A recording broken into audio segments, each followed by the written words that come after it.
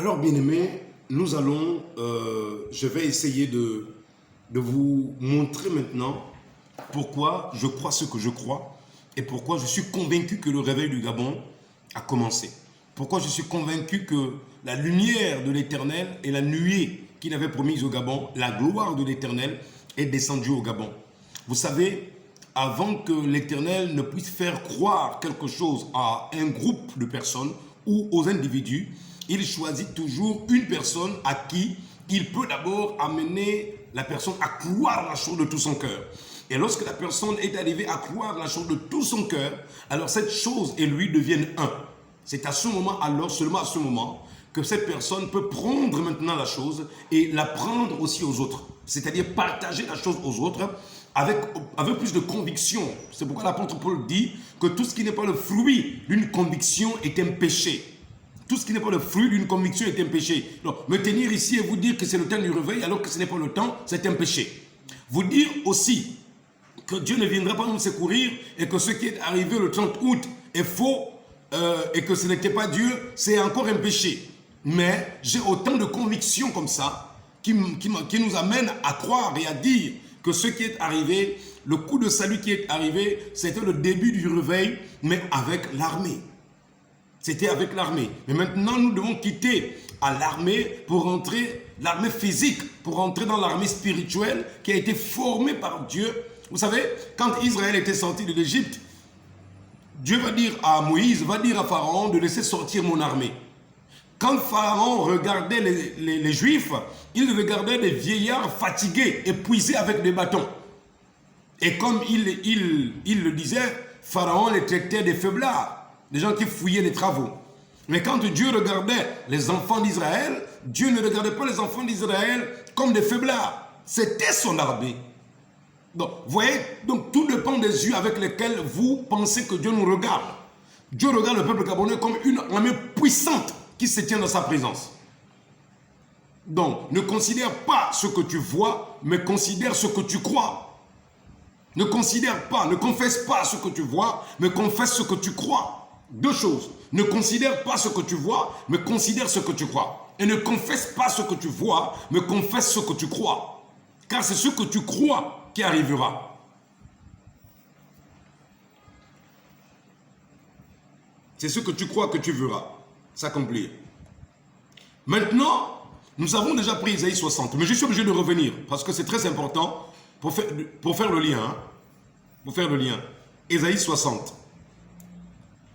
Nous faisons le lien. J'aime bien faire les liens des Écritures. Et nous avons aussi déjà dit que chaque Gabonais ici est considéré comme un rejeton. Nous avons pris Matthieu 13. Nous avions pris Matthieu 13 pour expliquer tout ça. Matthieu 15 et Matthieu 13. Nous sommes des semences plantées par Dieu. Nous avons aussi pris Jean 15. Nous sommes des sarments, nous sommes des plantes. Des plantes que Dieu souhaite que nous puissions avoir des fruits et des fruits en abondance. Donc, si le réveil n'arrive pas, vous faites de Jésus faux. Mais Jésus n'est pas faux. C'est nous qui sommes faux de par nos vies et de par nos habitudes, nos attitudes et nos comportements. C'est pourquoi nous devons arrêter avec le faux au Gabon. Les fausses prophéties, les fausses visions, les faux pasteurs, les faux prophètes, les faux activistes, les faux hommes politiques.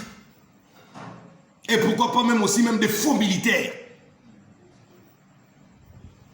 qui ne soutiennent pas l'action, mais qui critiquent l'action du 30 août. Et nous disons aussi que même chez les francs-maçons, il y a des faux francs-maçons. Oui, le faux est partout. Même chez les charlatans, il y a des faux charlatans. Chez les crédits praticiens, il y a des faux. Le faux est partout. Le faux est partout. Donc, considérez maintenant que nous entrons dans notre destinée prophétique. Que le message d'aujourd'hui soit un message qui balaye complètement toutes nos croyances. Ce message s'adresse directement au peuple gabonais, de la tête du président, aux militaires, aux sceptries, et à l'église, aux membres d'église et aux dirigeants des églises. Dieu s'adresse à tout le monde. Et nous revenons sur le préambule. Le peuple gabonais conscient de sa responsabilité devant Dieu et devant l'histoire. Et nous avons dit que l'œuvre de Dieu qu'il vient accomplir au Gabon, c'est de bâtir le Gabonais, c'est de construire le Gabonais. C'est ce que nous avons dit.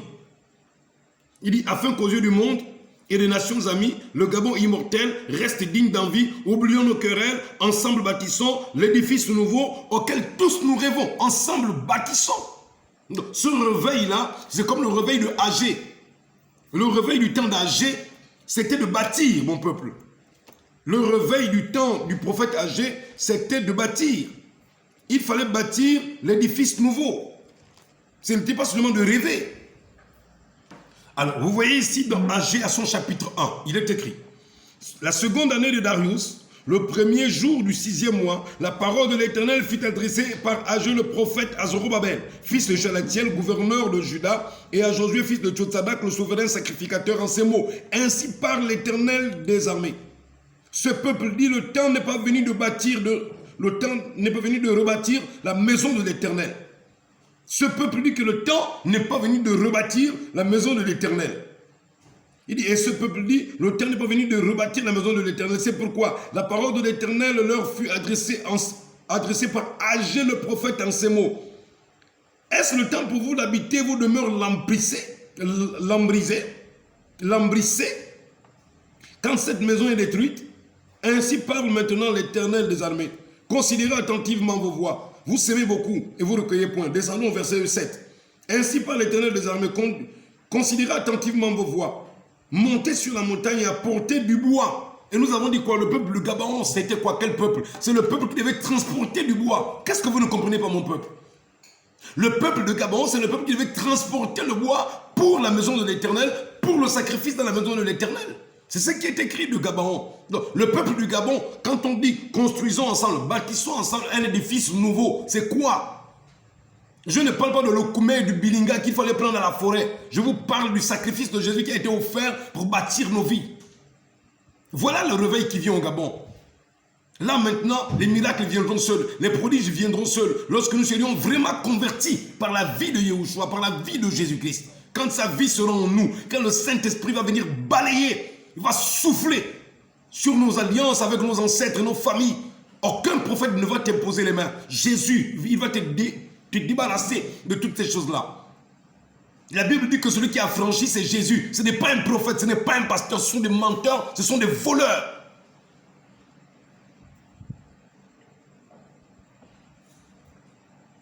Considérez attentivement vos voies. Montez sur la montagne et apportez du bois. Et bâtissez la maison. J'en aurai de la joie. Et je serai glorifié. Qu'est-ce qui va glorifier le Seigneur? C'est lorsque le Gabon commencera maintenant à jouer le rôle de Gabaon. Or, quel était le rôle de Gabaon? C'était de transporter le bois pour la maison de l'Éternel. Je vais vous montrer dans un chapitre où le peuple de Gabaon, ici avec les Agé, les Osé, le peuple de Gabaon, je crois qu'ils étaient près de 86 personnes qui étaient aussi en cette époque-là, qui bâtissaient le temple de l'Éternel. Quand nous disons ensemble bâtissons, bâtissons quoi? Libreville. Mais vous rêvez ou quoi? À sortir de vos sommeils là.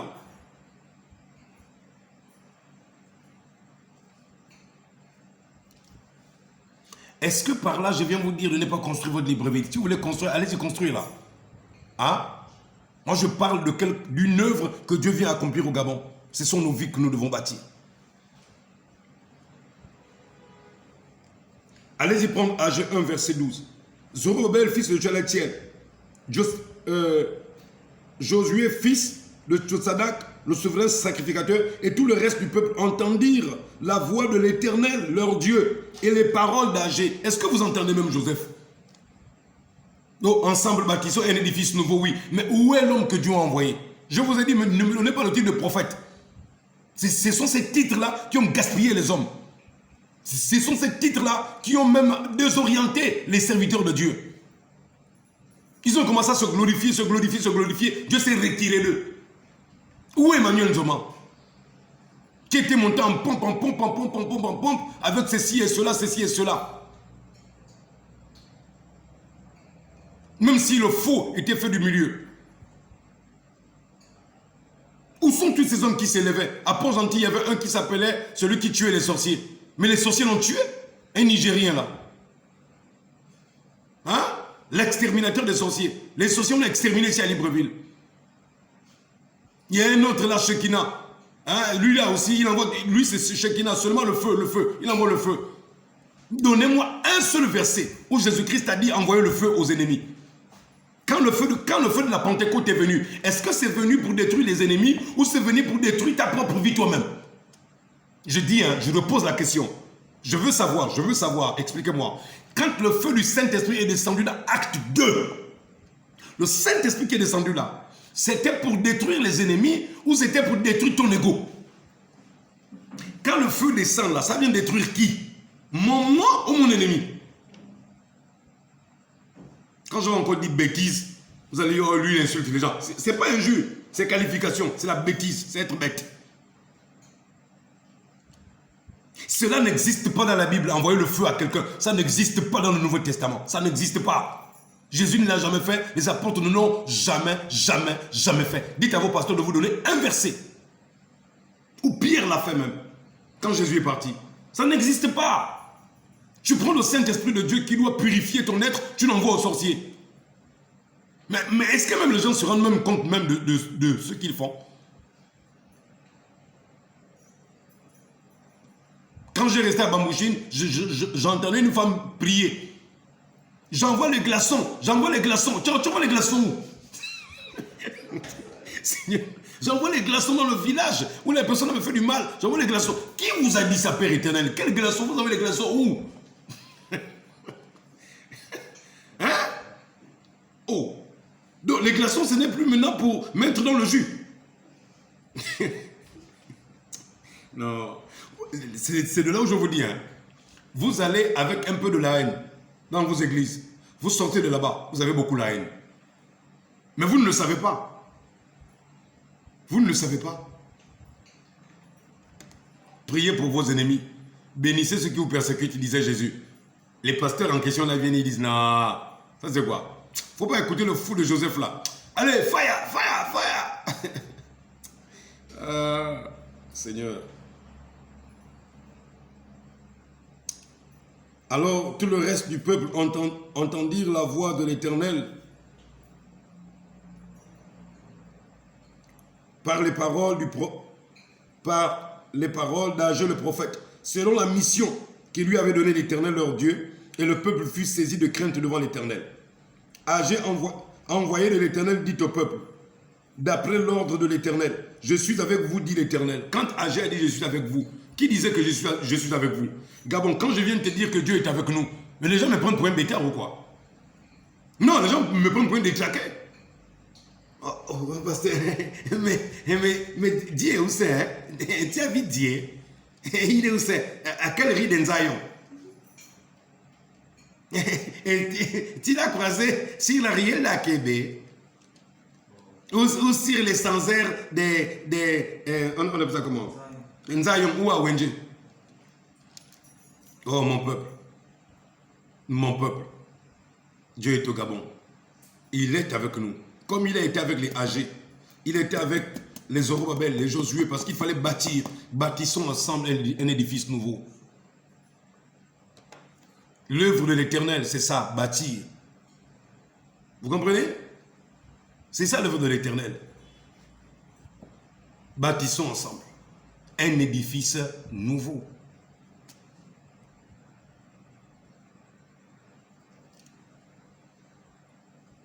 Maintenant, le réveil que vous attendez. Agé 1, verset 13. Agé, envoyé de l'Éternel, dit au peuple, d'après l'ordre de l'Éternel, je suis avec vous, dit l'Éternel. Verset 14. Il a seulement dit, je suis avec vous. Terminé. Écoutez le verset 14. L'Éternel réveilla. Voici le réveil qui arrive. Mais vous voulez quel réveil au Gabon sans qu'il y ait un homme qui vient de la part de Dieu pour vous dire que ça arrive? J'ai dit, je vais reposer la question. Vous voulez quel réveil au Gabon sans qu'il n'y ait un homme de Dieu, envoyé de Dieu, pour vous dire que ça arrive?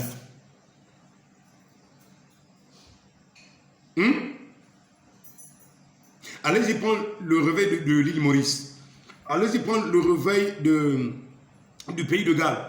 Allez-y prendre le réveil d'Azusa Street. Allez-y prendre le réveil de la Pentecôte avec les apôtres. Allez-y prendre le réveil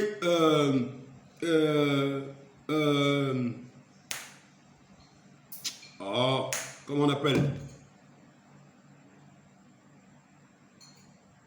De la Russie.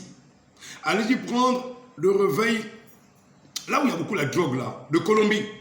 Hier, j'ai suivi le documentaire. Allez-y prendre tous ces réveils-là. Il y a toujours eu un homme à qui Dieu s'est adressé directement pour lui montrer les promesses de la Bible. Même Pierre a pu dire aux gens, c'est ici ce qu'a dit le prophète Joël. Il a pointé le doigt, non pas sur lui, mais sur la promesse de Dieu, pour dire voici c'est le temps, voici c'est le temps, voici c'est le temps. Ma nation, entre dans ta destinée.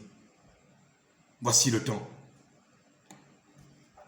L'Éternel réveilla l'esprit. L'Éternel réveilla l'esprit de Zorobabel, fils de Shealtiel, gouverneur de Juda, l'esprit de Josué, fils de Tjotarak, le souverain sacrificateur, l'esprit de tout le reste du peuple. Ils vinrent, ils se mirent à l'œuvre. Voyez-vous, ils se mirent quoi ça? À l'œuvre. Ils se mirent à quoi? À l'œuvre. Ésaïe 28, verset 21. Quelle est cette œuvre que Dieu vient accomplir? Ésaïe 60, à son verset 20. Il dit, c'est le rejeton que j'ai planté, l'œuvre de mes mains. L'œuvre de mes mains. Pour servir à ma gloire.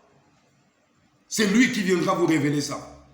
Dans quel pays? Dieu dit, dans le pays où je vais arrêter le soleil, je vais arrêter la lune. Ésaïe 60, à son verset, tu prends le verset 19 à 21. Comme Jésus a arrêté le soleil, Dieu promet dans Ésaïe 60 qu'il va arrêter le soleil. Je vais relire ça pour toi. Ésaïe 60.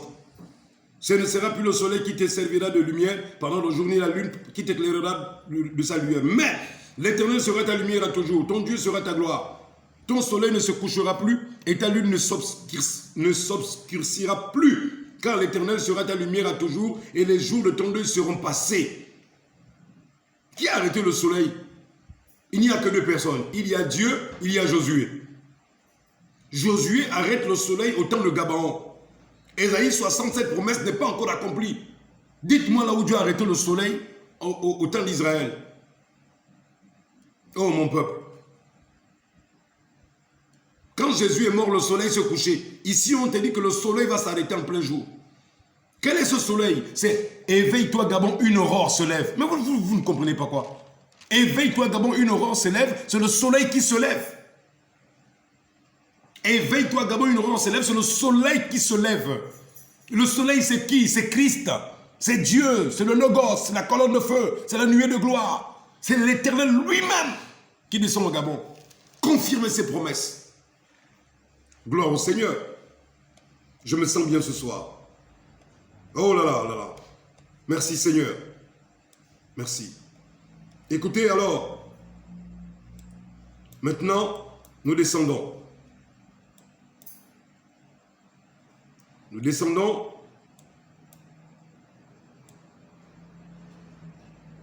Alors, nous avons dit quoi? Nous avons dit que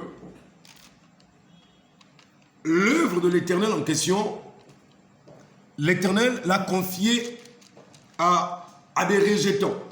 Mais parmi ces rejetons-là, selon Jean 15, Matthieu 13, Matthieu 15, nous avons lu au moins 3 passages. Je vous ai prouvé que nous sommes les rejetons de Jésus. Voilà, nous sommes des gerbes de Jésus.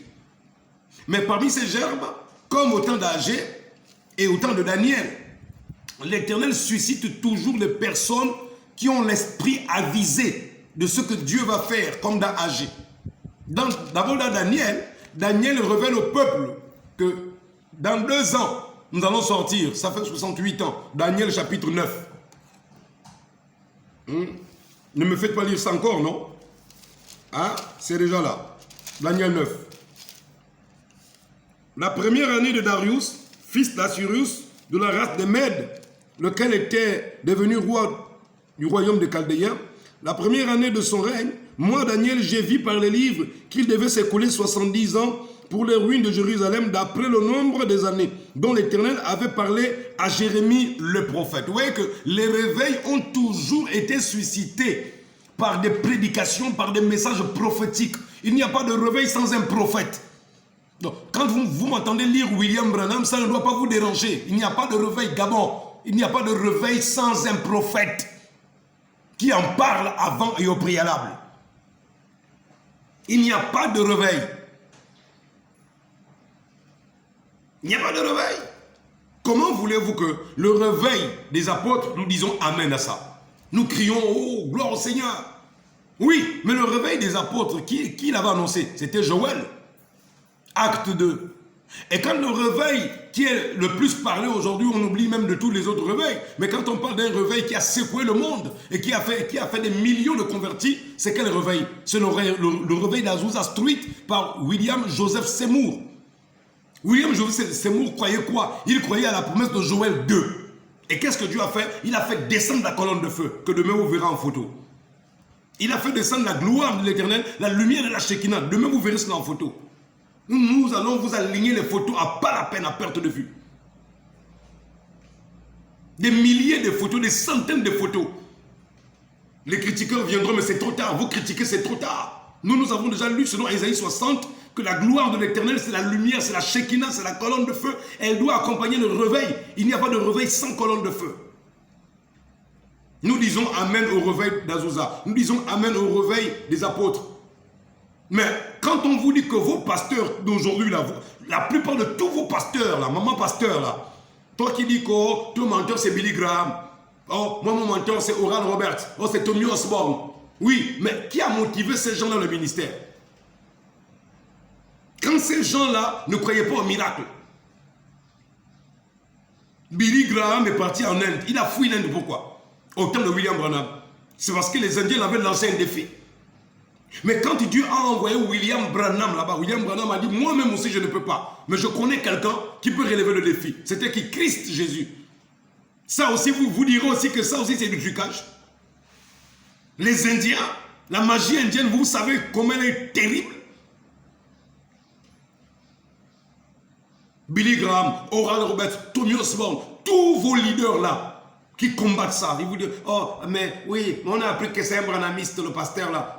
Je suis en train de vous parler de Branham ici. Je vous parle de Christ et du comment le réveil arrive. Il n'y a pas de réveil sans citation des hommes qui ont été utilisés avant. Il n'y a pas de réveil sans respect. C'est pourquoi l'apôtre Paul dit dans le livre de Corinthiens, l'esprit de prophète est soumis au prophète.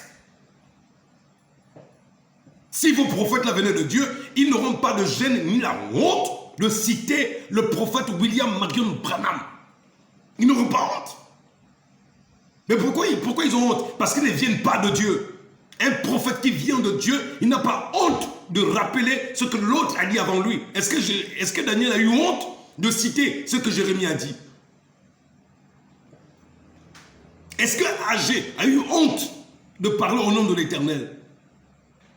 Sortez de ces églises qui vous disent que William Branham est un faux prophète. Sortez. Ce sont eux les faux prophètes. Il veut vous prendre en otage. William Branham n'a parlé que de Jésus-Christ. C'est pourquoi ma vie est équilibrée. Et j'aime vous le dire. Mon ministère est équilibré. Je ne célèbre, je n'adore, je ne glorifie. Je n'exalte que la personne de Yahushua qui est Jésus-Christ, le Messie, Dieu incarné dans la chair humaine. Aujourd'hui, avec le peuple gabonais. Voilà. Ça, c'était très important de vous montrer ça ici. Dans la Bible. Dans la Bible. Daniel va rappeler ça. Bâtissons ensemble. Mais nous, vous voulez qu'on bâtisse comment? Vous voulez qu'on bâtisse comment? Mon peuple, tu veux qu'on bâtisse comment? Laisse-moi te faire cette recherche-là. Alors, mon peuple, sincèrement, vraiment, je dis sincèrement. Non, parlons honnêtement, Parlons honnêtement. C'est très sincèrement. Il dit, afin qu'aux yeux du monde et des nations amies, le Gabon immortel reste digne d'envie, oublions nos querelles et ensemble bâtissons l'édifice nouveau. Je vous avais dit que sortir de ce couplet-là, c'est compliqué. C'est compliqué. Parce que quand Dieu parle de Gabaon, qui aura un lien avec le Gabon, tout est dans bâtir. Regardez, allons-y prendre 2 Samuel. 2 Samuel, je vais vous montrer quelque chose. 2 Samuel 21, verset 1. Du temps de David, il eut une famine qui dura 3 ans. David chercha la face de l'Éternel. Et l'Éternel dit, c'est à cause de Saoul et de sa maison sanguinaire. C'est parce qu'il a fait périr les Gabaonites. Donc, du temps de Saoul, Saoul avait fait périr les Gabaonites. Or, les Gabaonites, c'est le peuple qui a fait alliance avec Josué. Mais regardez ce qui va arriver après. Écoutez bien. Le roi appela les Gabaonites pour leur parler, c'est-à-dire David.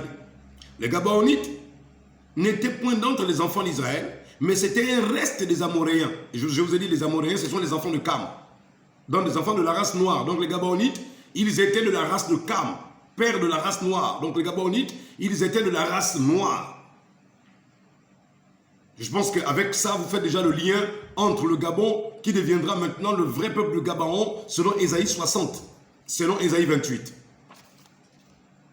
Mais c'était un reste des Amoréens, des enfants d'Israël, qui s'étaient liés avec un serment, qui s'étaient liés envers eux par un serment. Et néanmoins, Saoul avait voulu les frapper dans son zèle pour les enfants d'Israël et pour Juda. Donc, les enfants d'Israël et les enfants de Juda ont voulu tuer les Gabaonites. Mais observez et suivez. David dit aux Gabaonites, que puis-je faire pour vous? Et avec quoi ferai-je expiation? C'est-à-dire, comment faire pour que ce que Saoul a commis comme crime, vous puissiez l'oublier et l'effacer? Parce qu'ils avaient comme dans leur cœur une rancune envers Israël, parce qu'ils avaient quand même fait un serment devant l'Éternel, et ce serment n'a pas été respecté quand Saoul est venu prendre le pouvoir. Et avec quoi ferai-je expiation? Afin que vous bénissez l'héritage de l'Éternel. Ça ne vous dit rien. On a dit quoi? Quiconque bénira l'Éternel sera béni, et quiconque maudira Israël, quiconque bénira Israël sera béni, et quiconque le maudira sera maudit. Bien, mais écoutez s'il vous plaît. Le peuple de Gabaon là, c'est le peuple qui avait été maudit par Josué. Ceux qui ont suivi les anciens cours, vous retrouverez ça. Dans le livre de Josué à son chapitre 9 et 10, Josué avait demandé au peuple, il avait dit au peuple, puisque vous nous avez trompés, vous nous avez dit que vous étiez loin. Mais eux aussi, ils ont dit à Josué, ah, mais la crainte, quand on a appris que l'Éternel est avec vous, comment il a détruit les Égyptiens et les autres nations, on était obligé de mentir. Donc, c'était pour sauver la vie. Et je vous avais dit dans ces cours-là que l'Éternel avait décidé de ne rien dire à Josué. À cause de quoi? À cause du caractère des Gabaonites. Je vous ai dit que les Gabonais ont le même caractère que les Gabaonites. Je n'aurais pu expliquer ça. Allez-y regarder les cours où j'ai enseigné sur cela, sur les premières vidéos. Et les Gabaonites, alors, vont commencer à faire une alliance. Non, c'est même Josué qui va faire alliance avec eux. Bon, les Gabaonites vont demander de faire une alliance. Ils vont demander à Josué de promettre qu'ils ne seront pas tués avec les autres peuples, parce que le peuple, dans 3 jours, qui devait découvrir, qui était proche, le prochain peuple à détruire, c'était les Gabaonites. Mais les Gabaonites avaient pris Josué par ruse.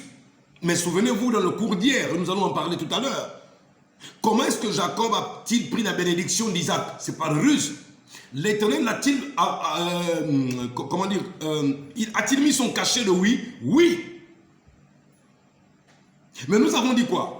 Lorsque Jacob avait pris la bénédiction d'Isaac, qui devait revenir normalement à Ésaü, ce n'est plus Jacob qui a bénéficié de ça. La bénédiction là s'est matérialisée dans la vie de Joseph. J'ai un verset qui manque à vous révéler, que je vais vous révéler après ça. C'est Joseph maintenant qui va recevoir le blé, qui va recevoir l'huile, qui va recevoir le vin, et c'est Joseph devant qui ses frères vont se prosterner. Or Isaac avait dit à Jacob que tes frères se prosternent devant toi. Mais Joseph va refuser. Jacob va refuser de perdre la bénédiction, et par ruse de la mère Rebecca, Jacob va accepter de tromper Isaac. Et je vous ai dit que physiquement, c'est Jacob qui avait été béni physiquement. Mais selon la promesse d'Abraham que nous venons de lire, où Paul nous a expliqué que celui qui est béni avec Abraham, le croyant, la bénédiction d'Abraham, c'est avec le croyant, pas avec le juif dans la chair, mais c'est avec le croyant. Donc si tu crois comme Abraham a cru, tu as la même bénédiction d'Abraham et tu as l'héritage du pays promis. Et je vous ai aussi dit que lorsque Jacob avait reçu cette bénédiction, Jacob a failli mourir de faim. Hier, nous l'avons dit.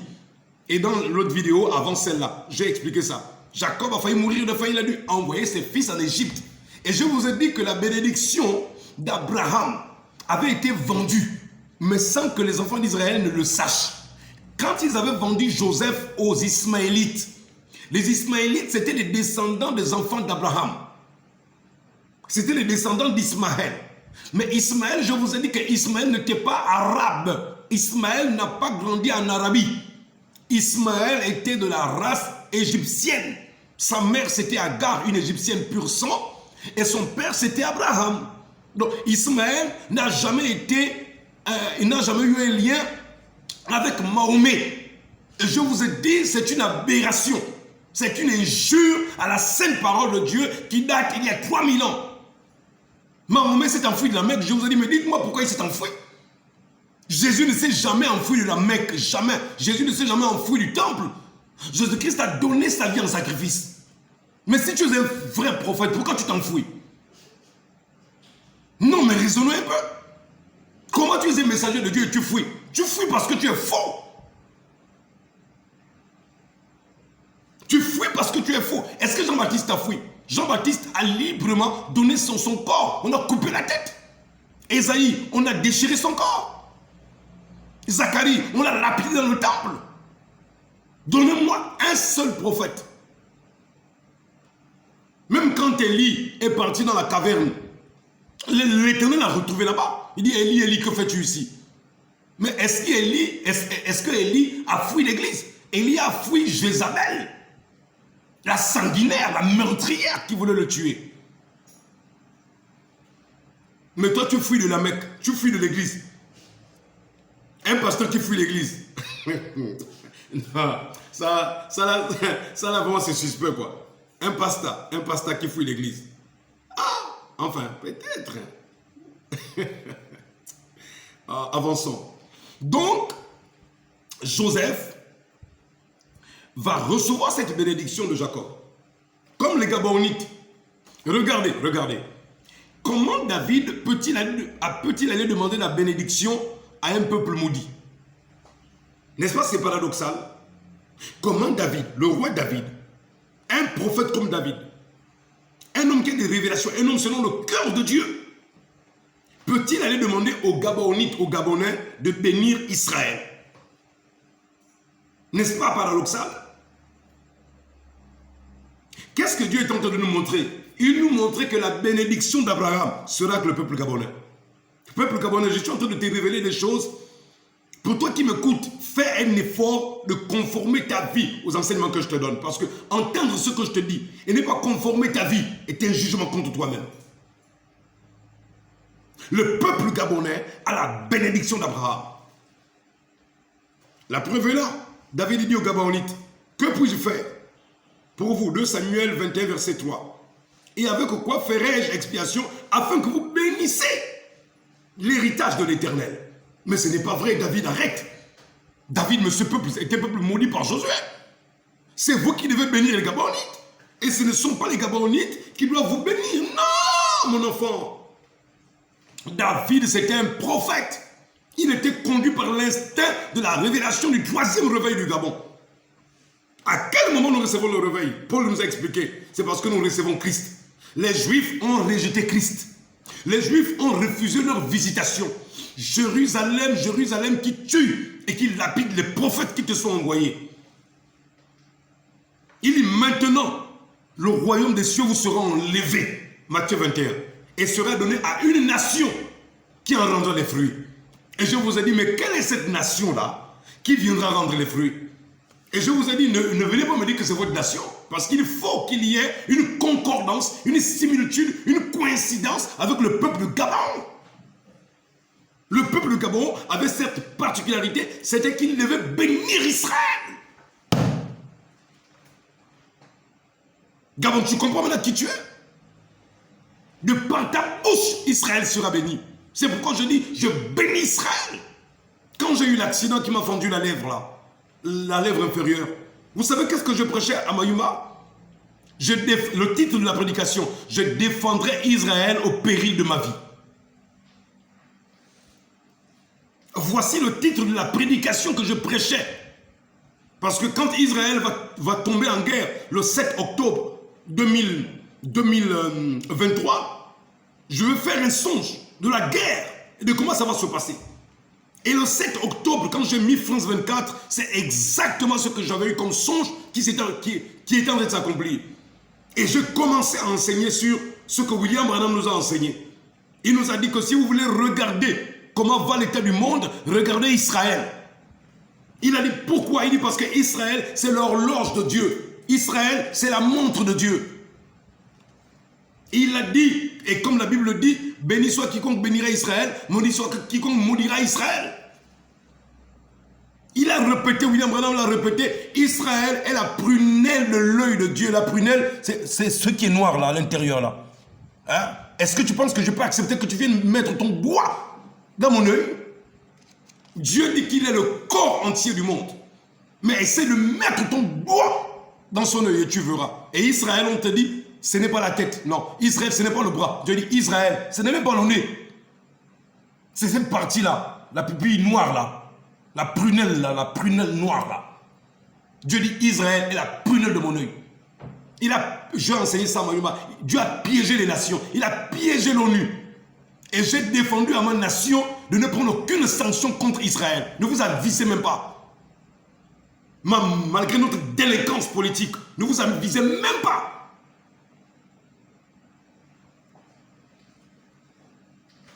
Ne vous avisez pas.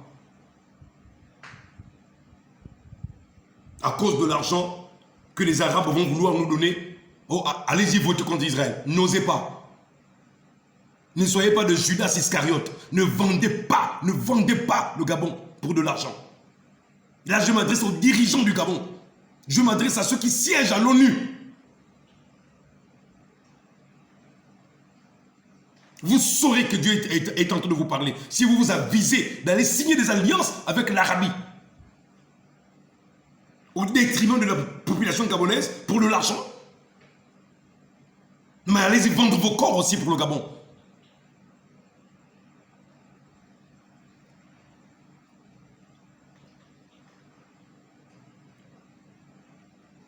David dit aux Gabonites, que puis-je faire pour vous? Et avec quoi ferai-je expiation? Afin que vous bénissiez l'héritage de l'Éternel. Les Gabonites lui répondirent, ce n'est pas pour nous une question d'argent. Ou d'or avec Saoul, ou avec sa maison. Ce n'est pas à nous qu'il appartient de faire mourir personne en Israël. Et le roi dit, mais que voulez-vous donc que je fasse pour vous? Un vrai Gabonais ne prêche pas Jésus pour l'argent, vous comprenez? Ce n'est pas une question d'argent. Quand je me tiens là, pour vous enseigner pendant des mois, là, pendant des semaines, là, ce n'est pas une question d'argent. Voilà le vrai caractère du vrai Gabon, du vrai Gabonais. Pas les activistes aujourd'hui qui sont devenus activistes à cause de quoi? Mon Mbongodo, les miens. C'est tout ce qui court, c'est tout ce qu'on cherche. Et non pas pour le bonheur du Gabonais. Il répondit au roi, puisque cet homme nous a consumés et qu'il avait le projet de nous détruire, pour nous faire disparaître de tout le territoire d'Israël, qu'on nous livre 7 hommes d'entre ses fils, et nous les pendrons devant l'Éternel à Gibéa de Saoul, l'élu de l'Éternel. Et le roi dit, je les livrerai. Le roi épargna Méphibosheth, fils de Jonathan, fils de Saoul, à cause du serment qu'avaient fait entre eux, devant l'Éternel, David et Jonathan, fils de Saoul. Mais le roi prit les 2 fils que Ritzpa, fille d'Adja, avait enfanté à Saoul, Harmonie et Méphibosheth, et les 5 fils que Mérab, fille de Saoul, avait enfanté, Ariel et Méola, fils de Barzilai. Il les livra entre les mains des Gabaonites qui les pendirent sur la montagne devant l'Éternel. Tous les 7 périrent ensemble. Ils furent mis à mort dans les premiers jours de la moisson, au commencement de la moisson des orges. Voyez-vous, c'était au commencement. Et au Gabon, nous sommes quoi aujourd'hui? Au commencement. Mais nous sommes au commencement de la fin maintenant. Nous sommes au commencement de la fin. Ce réveil du Gabon, c'est le commencement de la fin des nations. Bientôt, Jésus se tourne vers Israël. Bien. Néhémie chapitre 7, verset 2. Je vous montre comment les Gabaonites ont marqué leur empreinte avec Dieu. Et Dieu a travaillé avec eux. Néhémie chapitre 7. Commençons verset 1. Lorsque la muraille fut rebâtie et que j'eus posé les battants des portes, on établit dans leurs fonctions les portiers, les chantres et les lévites. Je donnai mes ordres à Anani, mon frère et Anania, chef de la citadelle de Jérusalem, homme supérieur au grand nombre par sa fidélité et par sa crainte de Dieu.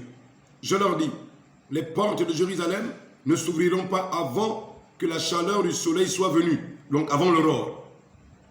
Et l'on fermera les battants au verrou en votre présence. Les habitants de Jérusalem feront la garde, chacun à son poste devant sa maison. La ville était spacieuse et grande, mais peu peuplé, et les maisons n'étaient pas bâties. Mais Dieu me mit au cœur. Vous comprenez? Néhémie 7, verset 5.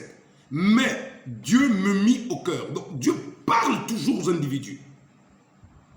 Si ce n'est pas une voix, si ce n'est pas un rêve, il peut te mettre ça au cœur.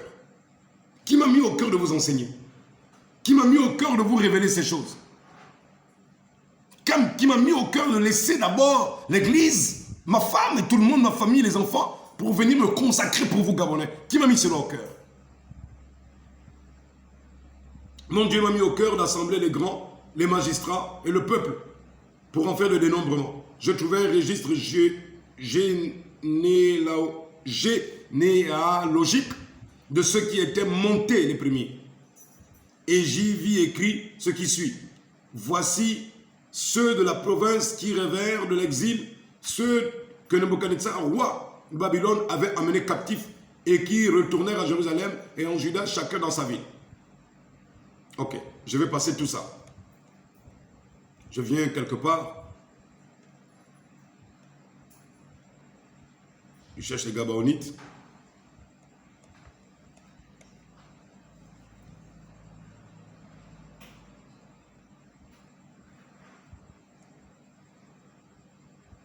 Ok. Néhémie 7, verset 25. Les fils de Gabaon, ils étaient 95. 95. Vous comprenez? Donc, les fils de Gabaon ont toujours travaillé avec les enfants d'Israël. Bâtissons ensemble un édifice nouveau. 2 Chroniques 1, verset 13. Salomon revint à Jérusalem après avoir quitté le haut lieu qui était à Gabaon. Le haut lieu d'adoration, c'était où? À Gabaon. Mais dites-moi pourquoi le haut lieu était à Gabaon. C'est parce que le Gabon sera le haut lieu de l'Éternel. Le Gabon sera le centre spirituel du réveil au Gabon. Et pour l'Afrique et pour le monde. 2 Chroniques 1, verset 13. Salomon revint à Jérusalem après avoir quitté le haut lieu qui était à Gabaon et la tente d'assignation, et il régna sur Israël. Et Salomon se rendit avec toute l'assemblée du haut lieu qui était à Gabaon. Là se trouvait la tente d'assignation de Dieu, faite dans le désert par Moïse, serviteur de l'Éternel. Tout ça, c'était où ça? À Gabaon. Néhémie 3, verset 1. Oh mon peuple.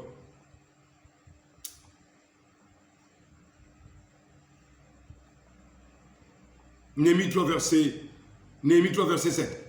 À côté de travaillèrent Mélatia le Gabaonite, Jadon le Mérotite et les hommes de Gabaon et de Mitzpah, ressortissant du siège du gouverneur du côté du fleuve. Néhémie 3, verset 7.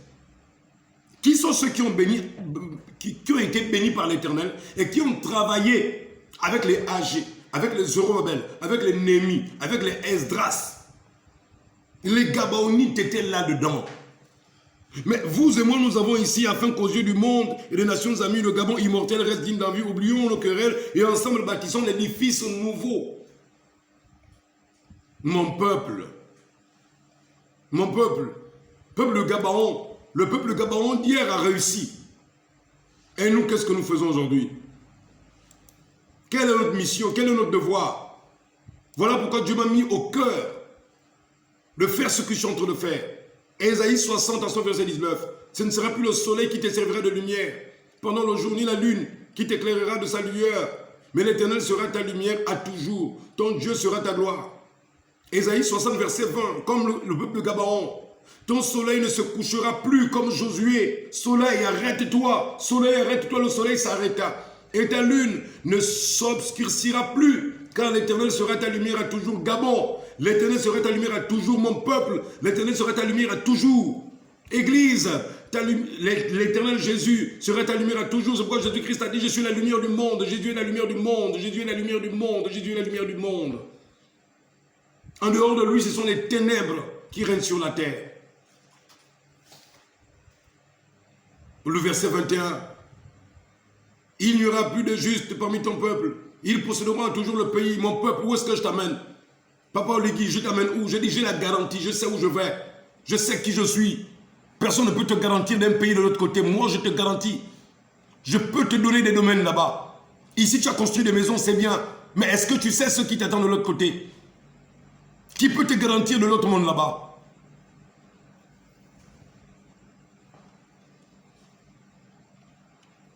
C'est le rejeton que j'ai planté. L'œuvre de mes mains pour servir ma gloire. Aujourd'hui, cette écriture est accomplie sous tes yeux, peuple gabonais. Aujourd'hui, cette écriture est accomplie. Jésus-Christ, le rejeton, dans son rejeton. C'est l'Éternel qui m'a fabriqué. C'est l'Éternel qui m'a créé comme ça. Il m'a fait passer par le moule de l'épreuve, de la difficulté, le moule de la persécution. 20 ans plus tard, il vient se révéler à toi, mon peuple. 20 ans plus tard, 20 ans de ministère, irréprochable. Irréprochable. Désintéressé à la matière, désintéressé à l'argent, désintéressé au matériel, désintéressé à tout ce qui fait la guerre de l'âme. Les soi-disant hommes de Dieu du Gabon, au cœur pourri, aux âmes assoiffées de gain, au cœur perfide. C'est le rejeton que j'ai planté. Dieu l'a dit, c'est fini. C'est le rejeton que j'ai planté. Tu vas faire quoi avec ça? Il vient accomplir son œuvre. Il te dit, c'est le rejeton que j'ai planté, l'œuvre de mes mains. Je viens de vous éclaircir. Il n'y a pas de réveil, il n'y a pas d'œuvre de Dieu qui puisse arriver au Gabon s'il n'y a pas un enseignement pour t'aider à voir clair sur ce que Jésus veut que tu sois dans ce réveil. Ce réveil, ce n'est pas pour un homme, ce n'est pas un homme qui se présente. C'est présenter Jésus, parler de Jésus, annoncer Jésus. Comme William Branham a prêché, allez-y réveiller Jésus. Réveillons Jésus. Au lieu de réveiller Jésus, nous allons réveiller les témoignages des soi-disant hommes de Dieu. Maintenant, pour que ceci soit bien clair avec toi, allons.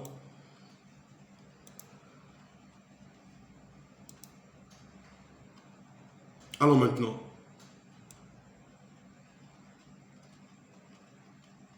Mon peuple, tu n'auras pas deux enseignants comme ça. Non, non, tu n'en auras pas. Non, c'est pas évident. Allons prendre. Allons prendre le psaume. Quel psaume? Attends. Mon peuple, combien de temps va-t-il nous rester? Combien de temps va-t-il nous rester avant que le Seigneur ne manifeste cela? Tout dépend de toi, tout dépend de moi, tout dépend de nous maintenant. Il peut entrer en scène comme dans une semaine, il peut entrer en scène comme dans un mois, il peut entrer en scène comme dans 3 semaines, mais est-ce que nous soupirons? Est-ce que nous nous sommes reconnus comme étant des germes, des rejetons de sa personne?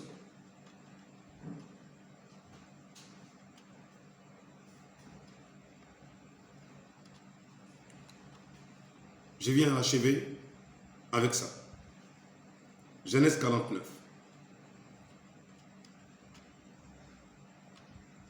Jacob appela ses fils et dit, assemblez-vous et je vous annoncerai ce qui arrivera dans la suite des temps. Je vous annoncerai quoi ça? Ce qui arrivera dans la suite des temps. Donc Jacob a une vision prolongée de la fin des temps, concernant son peuple, concernant aussi le monde. Je vais vous amener dans une prophétie très importante. Il va prophétiser et dire, rassemblez-vous et écoutez, fils de Jacob. Écoutez Israël, votre père. Ruben, toi mon premier-né, ma force et les prémices de ma vigueur, supérieur en dignité et supérieur en puissance. Impétueux comme les eaux, tu n'auras pas la prééminence, car tu es monté sur la couche de ton père, et tu as souillé ma couche en y montant. Siméon et Lévi sont frères. Leurs glaives sont des instruments de violence. Mon âme n'entrera pas dans leur conciliabule, que mon esprit ne s'unisse point à leur assemblée. Car dans leur colère, ils ont tué des hommes, et dans leur méchanceté, ils ont coupé les jarrets des taureaux. Maudit soit leur colère, car elle est violente, et leur fureur, car elle est cruelle. Je les séparerai dans Jacob, et je les disperserai dans Israël. Judas, tu recevras les hommages de tes frères. Ta main sera sur la nuque de tes ennemis. Les fils de ton père se prosterneront devant toi.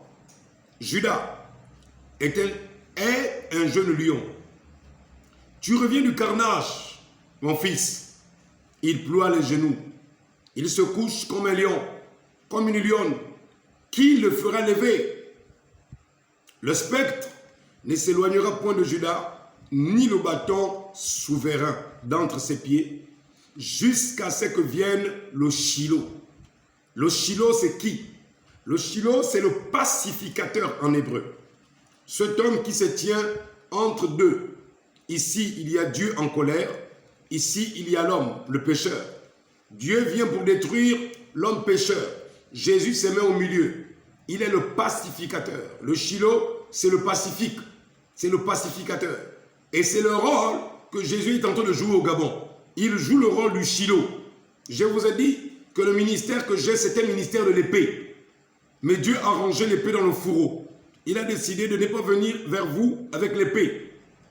Pour frapper. Pour frapper. Il est venu pour tendre le bâton de la verge et vous dire, entrons dans la bergerie tous. Sauvons nos vies avant que Dieu ne détruise la terre. Avant que son jugement ne balaye le monde. Donc, c'est avec l'esprit du Shiloh que Jésus-Christ est venu. J'aurais bien voulu te chanter une chanson que le Saint-Esprit m'avait inspirée. Mais avec ma voix, je ne veux pas que tu te moques de moi. Donc, je vais passer. Jusqu'à ce que vienne le Shiloh et que les peuples lui obéissent. Donc, Gabon, tu dois obéir à Christ. Il est le Shiloh. Pourquoi tu dois obéir? C'est parce que Jésus-Christ est la seule alternative pour éviter le jugement et la catastrophe mondiale qui va s'abattre sur les nations. Tu comprends maintenant? Jésus-Christ est la seule solution alternative. Quand Jean-Baptiste disait race de vipères, qui vous a appris à fuir la colère à venir? Dans la vidéo d'avant ça, je vous ai dit, le Gabon, c'est là où il y a la vipère la plus dangereuse. C'est pourquoi quand le Gabonais commence à mentir, il a le venin de la vipère. Nous avons besoin d'être délivrés et sauvés par ce démon de vipère. C'est un serpent, c'est un poison, c'est un esprit. Et que les peuples lui obéissent. Donc obéissons à Jésus. Il attache à la vigne son âne et au meilleur cep le petit de son ânesse. Il lave dans le vin son vêtement et dans le sang des raisins son manteau. Il a les yeux rouges de vin et les dents blanches de lait. Zabulon habitera sur la côte des mers. Il sera sur la côte des navires et sa limite s'étendra du côté de Sidon. Issachar est un âne robuste qui se couche dans les étables. Il voit que le lieu où il repose est agréable et que la contrée est magnifique. Il courbe son épaule sur le fardeau. Il s'assujettit à un tribut. Dan. Dan jugera son peuple comme l'une des tribus d'Israël. Dan sera un serpent sur le chemin, une vipère sur le sentier. mordant les talons du cheval pour que le cavalier tombe à la renverse. J'espère à ton secours, crie Dan, ô Éternel. Gad. Gad sera assailli par des bandes armées, mais il les assaillira et les poursuivra. Aser. Aser produit une nourriture excellente. Il fournira des mets délicats des rois. Nephtali. Nephtali est une biche en liberté. Il profère de belles paroles. Joseph. Écoutez maintenant, s'il vous plaît.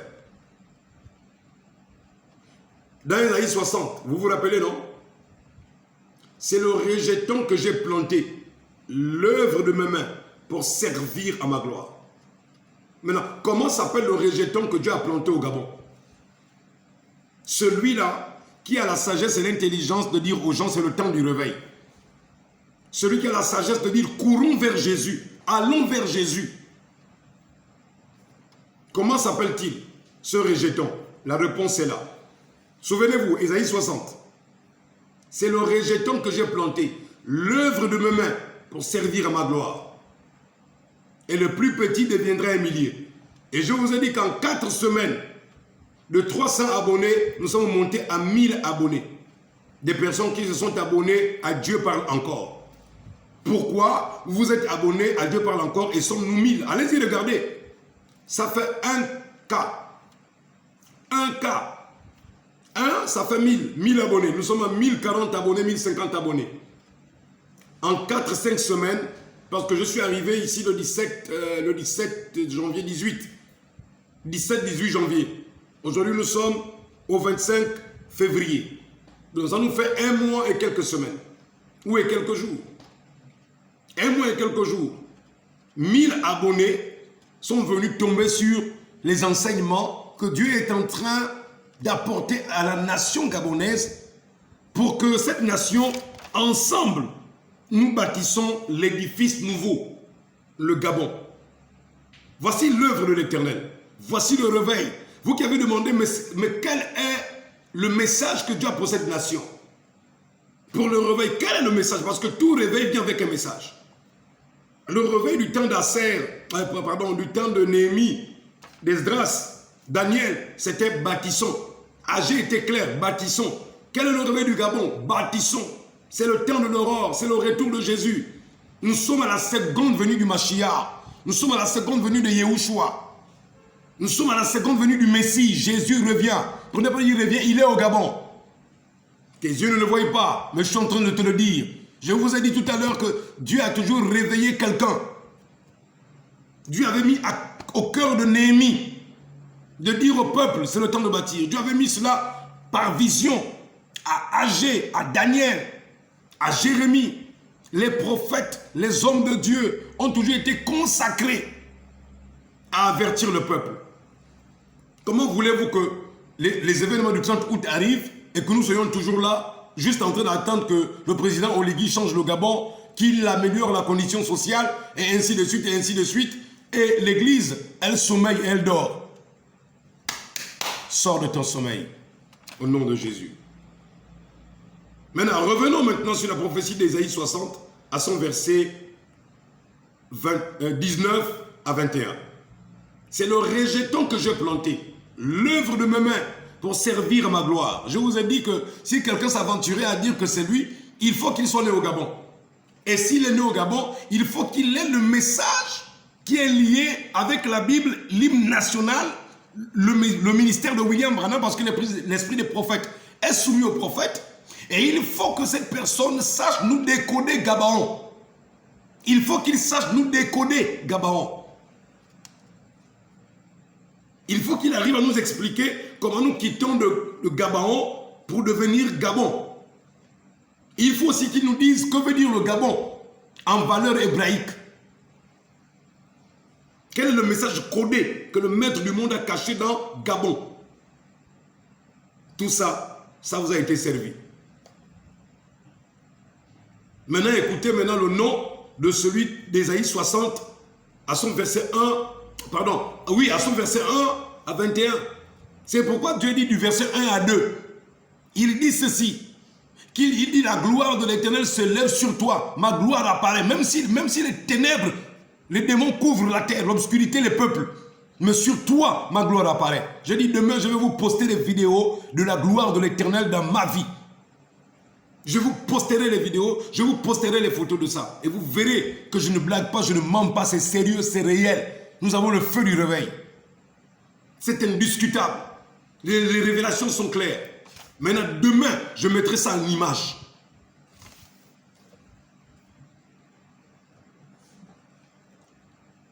Genèse 49, verset 22. Voici ce que Jacob annonce. Et n'oubliez pas, je vous ai dit que Jacob était allé prendre la bénédiction chez Isaac. Et je vous ai dit quoi? Cette bénédiction qui était tombée sur Isaac par Abraham, elle est venue sur Jacob. Au lieu qu'elle vienne sur Ésaü. Mais au lieu aussi qu'elle soit pour Jacob, Dieu l'a fait passer sur Joseph. Parce que Isaac avait dit que Jacob recevra le blé, il recevra la nourriture et les fils de sa mère vont se prosterner devant lui. Je vous ai montré par la Bible hier que Jacob n'a pas bénéficié de ça, c'est Joseph qui a bénéficié de ça, qui était le petit Christ. Maintenant, quand Christ, le grand Christ est venu, il est celui devant qui nous tous, les peuples, nous nous prosternons. Et je vous ai dit que celui qui nourrit nos âmes maintenant de sa chair et de son sang, et il est le pain de vie, Jésus-Christ. Maintenant, Joseph est le rejeton d'un arbre fertile. Donc, le rejeton d'Ésaïe 60 là, comment s'appelle-t-il? Dieu nous explique, c'est Joseph. Joseph est un rejeton d'un arbre fertile. Or, je vous ai dit quoi dans Jean 15? L'arbre fertile, c'est qui? Mais c'est Christ. Mais qu'est-ce que vous ne comprenez pas? L'arbre fertile, c'est qui? C'est Christ. Il a dit que le Père est le vigneron, Jésus-Christ est le cep. Il dit, je suis le cep et mon Père est le vigneron. Et je vous ai dit que nous tous, nous sommes des rejetons.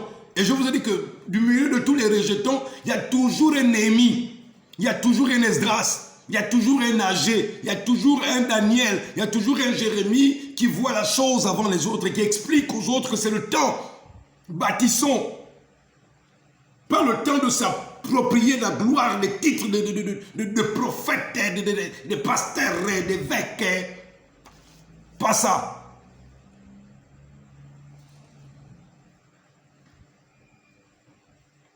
Joseph, c'est Jacob, vous voyez maintenant, est le rejeton d'un arbre fertile. Faites le lien avec la prophétie qui m'avait été donnée à Kinshasa en 2014. Je ferai de toi une source de bénédiction dans ton pays. Faites le lien avec mon voyage missionnaire en 2014 à Kinshasa. Faites le lien. Là où l'ambassadeur du Gabon à Kinshasa m'avait remis $100. Parce que je l'avais amené des nouvelles de la part d'un de ses beaux-frères, Mbolo Obiangabin, qui est un ami, Obiambolo Gabin, et qui est un frère, pas seulement un ami, c'est un frère pour moi. Et Gabin, je te salue de là où tu en tombes. Et je salue tes enfants au nom de Jésus. Et prends courage, Gabin, prends courage, Gabin. Dieu ne t'a pas oublié. Tiens ferme et reste dans la foi. Ma prospérité, c'est ta prospérité. Ma gloire, c'est ta gloire. Ma réussite, c'est ta réussite. Quand je réussis, c'est pour tout le monde, c'est pour les démunis, c'est pour les pauvres, c'est pour les misérables. Et c'est le temps de la restauration. Si Dieu l'a prêché, il va l'accomplir. Je ne le dis pas à cause du cétri. Je le dis parce que je l'ai enseigné avant que le cétri ne vienne le dire. Le 17 août 2023, je l'ai enseigné à Port-Gentil. C'est le temps de la restauration. Donc prenez courage, Église. Joseph, il est quoi? Joseph est le rejeton, Genèse 49, verset 22. Joseph est le rejeton d'un arbre fertile. Jacob continue. Il reprend. Le rejeton d'un arbre fertile, près d'une source. Quelle source, mon frère? La source, là, c'est quoi? C'est Christ, la source. Oh là là. Psaume chapitre 1. Non, toute la Bible dit tout, mon ami. Tu n'as pas besoin de te casser la tête. Non. Heureux l'homme qui ne marche pas selon le conseil des méchants, qui ne s'assied pas en compagnie des moqueurs, des pécheurs,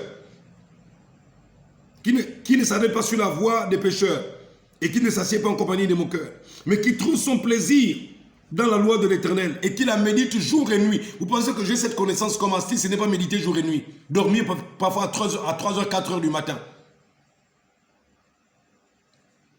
Qui la médite jour et nuit.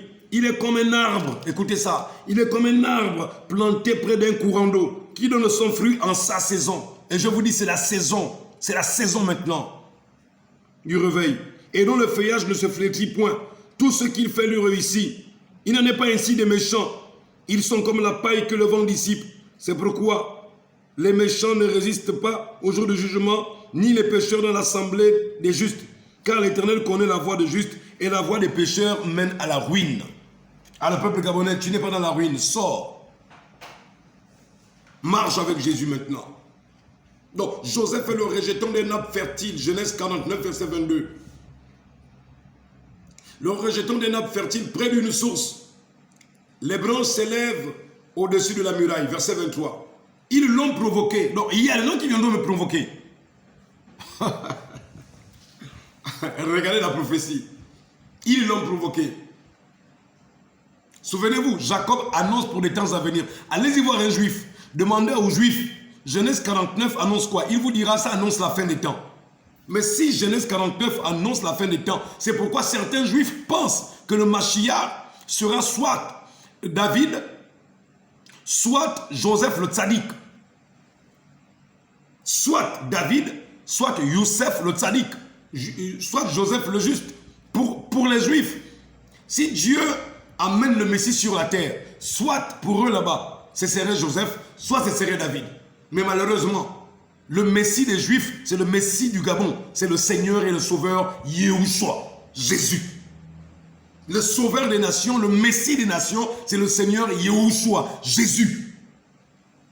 Alors Satan, tu dégages. De cette nation, tu vas dégager. Ils l'ont provoqué. Vous qui me provoquez, il faut vous calmer. Il faut rester tranquille. Hein? Il faut quitter haut. Je vous dis, le ministère là c'est l'épée. Donc j'ai pas envie de soulever l'épée. Il faut passer, moi je passe. Chacun de nous a sa tâche. Judas Iscariote avait une mission. C'était trahir Jésus. Et Jésus avait une mission. C'était donner sa vie pour l'humanité. Pour moi le pécheur Mabiala. Ils ont lancé des traits. Les archers l'ont poursuivi de leur haine. Les archers du Gabon. Vous tirez avec les messages que vous écrivez. Vous pensez me décourager. Ma vie est écrite dans la parole. Toi, je te dis que voici là où Dieu parle de toi dans la Bible. Tu ne crois pas. Quoi, tu veux que je fasse comme toi? Que je nie de ce que Dieu a écrit à mon sujet? C'est le rejeton que j'ai planté. L'œuvre de mes mains pour servir à ma gloire. Ésaïe 60 du verset 20, 19 à 22 même. Les archers l'ont poursuivi de leur haine. Mais c'est trop tard. Mais écoutez ça. Mais son arc est demeuré ferme. Vous savez pourquoi l'arc est avec Joseph? C'est parce que celui qui avait reçu l'arc, c'était Ismaël. Allez-y bien lire la Bible. Ismaël, c'était le tireur d'arc. Celui qui avait été un grand archer par la main de l'Éternel, c'est Ismaël. Ismaël n'a rien à voir avec tout ce que vous racontez là, qu'il a été maudit. Ismaël n'a jamais été maudit. C'est une aberration, c'est un mensonge satanique. Ça n'existe nulle part dans la Bible. Allez-y bien lire la Genèse. La Bible dit, l'Éternel fut avec Ismaël dans le désert. Il fut un vaillant chasseur devant l'Éternel. Ismaël n'a jamais été maudit. Jamais. Vous ne trouverez aucun verset parlant de ça. C'est l'apôtre Paul qui va faire l'apologie pour montrer la comparaison entre Isaac et entre Isaac et Ismaël. Mais l'Éternel n'a jamais maudit Ismaël. Jamais. Au contraire, je peux vous montrer la promesse où Dieu demande à Abraham de marcher devant sa face. Genèse va prendre à partir de Genèse 16, 17, 18, 19, 20, 21, 22. Dieu dit à Abraham, marche devant ma face. Abraham dit non. Qu'Ismaël vive devant toi et marche devant ta face. Et Dieu va descendre, dit Abraham, à l'égard d'Ismaël, je t'ai exaucé. Ismaël marchera devant ma face. Ismaël marchera devant ma face. Vous lisez la Bible à l'envers. Donc Ismaël n'est pas arabe. Ismaël n'est pas musulman. Ismaël, c'est la postérité d'Abraham. Ismaël, aujourd'hui, croit en Yahushua, de là où il est. Vous comprenez? J'ai toujours dit aux gens, le livre le plus ancien, c'est la Bible. Tous nos livres que nous avons écrits, nos scientifiques sont venus là. Les littéraires sont venus là. C'est seulement 300 ans là. 900 ans. Vous comprenez? 900 ans. La Bible existe il y a longtemps. 1900 ans, vos livres sont venus. Ça là, c'est 4000 ans. 4000 ans. L'Ancien Testament là, 4000 ans. Genèse, 4000 ans d'emblée. Vous venez salir la sainte parole de Dieu avec des interprétations erronées, des fausses visions, des faux rêves, des faux anges. Ramenez le peuple à Jésus. Mais son arc est demeuré ferme. Vous comprenez? Mon arc est ferme. Tu sais qui est mon arc? C'est Christ. Tu sais quelles sont mes flèches? Ce sont les promesses sur le Gabon. Quand je vise sur le diable, il est en train d'encaisser en plein cœur.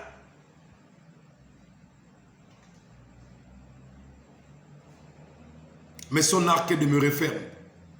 Vous pensez qu'ici on parlait de Joseph de Jacob? Est-ce que Joseph de Jacob a eu la guerre? Est-ce que Joseph de Jacob a eu la guerre? Non, non, non. Joseph de Jacob, tout le monde s'est prosterné à ses pieds. Quand il n'y avait plus de quoi manger, tout le monde s'est vendu. Allez-y lire l'histoire de la Genèse. Les hommes se sont vendus à Joseph. Ils se sont vendus. Donc, la valeur humaine n'était plus agréable. Plus rien à manger. Les gens se vendaient eux-mêmes à Joseph. Ils étaient devenus les esclaves de Joseph. Vendez-vous à Jésus, peuple gabonais. Vendez-vous à Jésus. Vendez vos âmes moins chères à Jésus. Il va vous transformer alors. C'est lui le grand, grand Joseph. Le big de Joseph. C'est Yahushua, c'est Jésus. Et ses mains ont été fortifiées par les mains du puissant de Jacob. Qui fortifie mes mains? Qui fortifie mes mains? Il est ainsi devenu le berger, le rocher d'Israël. Oh Jésus, Jésus est incarné dans ce petit-là qui te parle là. Écoute ça maintenant. C'est l'œuvre du Dieu de ton père qui t'aidera. Si vous parlez de Joseph dans la chair, est-ce que Jacob a travaillé en Égypte? On te dit, c'est l'œuvre du Dieu de ton père qui t'aidera. Mais quelle est l'œuvre de Dieu? Quand le premier Joseph de la Bible a travaillé, c'était où ça? En Afrique. Aux États-Unis. Il faut vous réveiller un peu là. C'est l'œuvre du Dieu de ton père qui t'aidera. C'est l'œuvre du Tout-Puissant. Écoutez ça, qui te bénira. Ah, vous commencez à faire le lien? L'œuvre de Dieu qui doit se faire au Gabon, elle se révèle par qui? Elle se révèle par un esclave, un insignifiant, un inconsidéré, un moins que rien. Mais ce moins que rien là, il a reçu de la part de l'Éternel la révélation. Quelle révélation? Nous sommes au temps du réveil. Alléluia. Gloire au Seigneur. Je vais relire ça. Genèse 49, verset 25. Genèse 49, verset 25. C'est l'œuvre du Dieu de ton Père qui t'aidera. C'est l'œuvre du Tout-Puissant qui te bénira. Ma bénédiction vient d'où? De l'œuvre de Dieu. L'œuvre de Dieu, c'est quoi? Le réveil. Finish. Si tu as compris là, c'est terminé, mon ami. C'est l'œuvre du Tout-Puissant qui te bénira. Écoute ça, des bénédictions des cieux en haut. Amen, amen, amen, amen. Ça vient nous ça? Des cieux. Osée chapitre 10, verset 3. Connaissons, cherchons à connaître l'Éternel, car sa venue est aussi certaine que celle de l'aurore. Elle se répand comme la rosée, comme la pluie qui se répand sur les montagnes. Donc, quand le réveil de l'aurore arrive, la seconde venue de Jésus est proclamée. Elle vient comme quoi? Une bénédiction. Mais elle vient sur la tête de qui? De Youssef, le tzaddik. Ouvre tes yeux, mon enfant. C'est l'œuvre du Tout-Puissant qui te bénira. Des bénédictions des cieux en haut. Écoute ça. Des bénédictions en bas. Des bénédictions de ma mère et du sein maternel. Ça ne te dit rien? La mère allaitante. La mère allaitante. Quel est le son du Gabon? Quel est le son du Gabon? Dieu vous a contourné, n'est-ce pas? Voilà, Dieu vous a contourné. Hein? Isis, Osiris. et Horus. Je vous ai montré le mystère, non? Le mystère de la mer allaitante là. Donc, même quand le peuple gabonais est allé prendre le symbole égyptien pour le mettre comme sceau du Gabon, et les anciens n'ont rien compris. Dieu vous a contourné des... Hey! Réveille-toi, Gabon. La mer allaitante. La mer quoi ça? Allaitante. Regarde ton acte de naissance.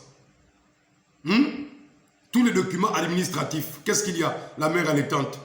Elle annonce qu'il est la mère allaitante. Attends, ne pars pas loin. À la mairie. Les maires, quand les maires signent les documents, quand les ministres signent des documents, quel est le sceau que vous mettez? Ce n'est pas la mère allaitante. Hein, les bulletins que vous avez même, vous qui gagnez à l'école, c'est quoi? Ce n'est pas la mère allaitante. Oh, que la honte! Tu vas encore critiquer? Vous êtes allé prendre un symbole égyptien. Joseph était où? J'ai dit, Joseph était où? Ce n'est pas en Égypte. J'ai dit, le vice-président qui est aujourd'hui avec Oligui s'appelle comment? Quel est son prénom? Joseph. Oh, c'est moi qui demandais à Oligui de mettre Joseph là. Oh, ma maman, Seigneur. Oh, aidez-moi. Là, je parle comme un Mayumba, c'est comme ça. Je suis comme un petit villageois. Joseph, vice-président de la République gabonaise. Joseph. Monsieur le Président, ça aussi c'est moi qui ai demandé ça. C'est Joseph qui a demandé de faire ça. Je vous ai dit, allez-y voir les pyramides à l'aéroport de Mayumba. C'est aussi moi qui ai demandé de construire et d'aller mettre les pyramides à l'aéroport de Mayumba. Comment ce n'est pas clair? Pourquoi est-ce que Dieu m'a choisi? C'est pour vous révéler quelle est son œuvre. Est-ce que c'est clair maintenant? Des bénédictions des eaux en bas, des bénédictions des mamelles, non pas et des seins, et du sein maternel. Oh, l'enfant là, que la mère allaitante porte là. Je ne vais pas parler, je ne vais pas parler. L'enfant la porte qui? Le sang que toi tiens là. Ça parle de quoi? Ce n'est pas l'œuvre de Dieu. Genèse 49, c'est là. J'ai attendu que vous vous abonnez. J'ai attendu que vous commencez d'abord à faire confiance à Dieu. Oui, j'attendais ça. Voilà maintenant où nous sommes. Qui vous parle? Ce n'est pas moi. C'est Jésus voilé. C'est Dieu voilé. Il nous amène où? Il nous amène vers lui, Jésus. Qui est la solution du Gabon? Jésus. Qui est le réveil du Gabon? Jésus. Qui va délivrer le Gabon? Jésus. Qui va l'affranchir? Jésus. Qui va l'enlever? Jésus. Qui est sa bénédiction? Jésus. Qui est son réveil? Jésus. Qui est sa paix et sa joie? Jésus. Yahushua. Amashia. Écoute ça. Jacob continue. Joseph, il a été tellement béni. Hein? Il dit, les bénédictions de ton père s'élèvent au-dessus des bénédictions de mes pères. Jacob, toi tu parles encore de quel Joseph? Mais tu dis, les bénédictions de ton père s'élèvent au-dessus des bénédictions de mes pères. Mais qui parle? C'est Joseph ou c'est Dieu? Nous repartons à Jacob, à Isaac. Quand Isaac bénissait Jacob, qui bénissait? C'était Jacob, c'était Isaac ou c'était Dieu? Nous avons dit hier quoi? C'était Dieu. Parce que si c'était Isaac, Isaac n'aurait pas dit à Jacob, en croyant bénir Ésaü, il n'aurait pas dit que les fils de ta mère se prosternent devant toi. Parce que Isaac savait qu'il n'avait que 2 fils. Donc il aurait dû dire que le fils de ta mère se prosterne devant toi, le au singulier. Mais il a dit que les fils. Et nous avons dit que Jacob était porteur de bénédiction, mais ce n'était pas lui l'accomplissement de la prophétie. Celui qui va maintenant recevoir la bénédiction en question d'Abraham, le blé, le mou, le vin et tout ça, c'est qui? C'est Youssef Hatzadik. C'est Joseph le Juste. Donc, Gabaon portait la bénédiction pour Gabon. Comme Jacob portait la bénédiction pour Joseph. Et comme Joseph portait pour Jésus. Mais nous avons lu Paul. Est-ce que tout ceci peut être rendu possible si nous n'avons pas cru en Christ? Non! Alors mon peuple, Qui est-ce que nous attendons pour rentrer de plein fouet dans ce réveil? Christ. Qui est-ce que nous devons invoquer? Christ. Qui est-ce que nous devons chercher? Christ. Que Dieu vous bénisse. C'était ça, le dernier point important. Les bénédictions de ton Père s'élèvent au-dessus des bénédictions de mes pères, jusqu'à la cime des collines éternelles. Vous voyez que Joseph, quand il vient, il vous fait rentrer directement dans l'éternité. Son message ne nous parle pas des choses de la terre, de la vie. Ouais, moi je ne suis pas là pour les bitotes. Ouais, les à peu près. Nous sommes là maintenant pour rentrer dans l'éternité. C'est pourquoi nous disons quoi? Que le Gabon immortel, ô Père éternel, comment le peuple ne comprend pas? Hein? C'est là, afin qu'aux yeux du monde et des nations amies, le Gabon immortel reste digne d'envie. Mais qui a les choses immortelles? Éternel. Immortel veut dire éternel. C'est qui ça? C'est Youssef Hatzadik. C'est Joseph le juste. Les bénédictions de ton Père s'élèvent au-dessus des bénédictions de mes pères, jusqu'à la cime des collines éternelles, qu'elles soient sur la tête de Joseph, sur le sommet de la tête du prince de ses frères. Voilà ce que Dieu a fait de moi.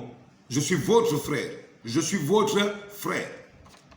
Je termine ici, rapidement, chap, avec Salomon, pardon, je vais prendre ça avec, comment il s'appelle là? Moïse, Moshe.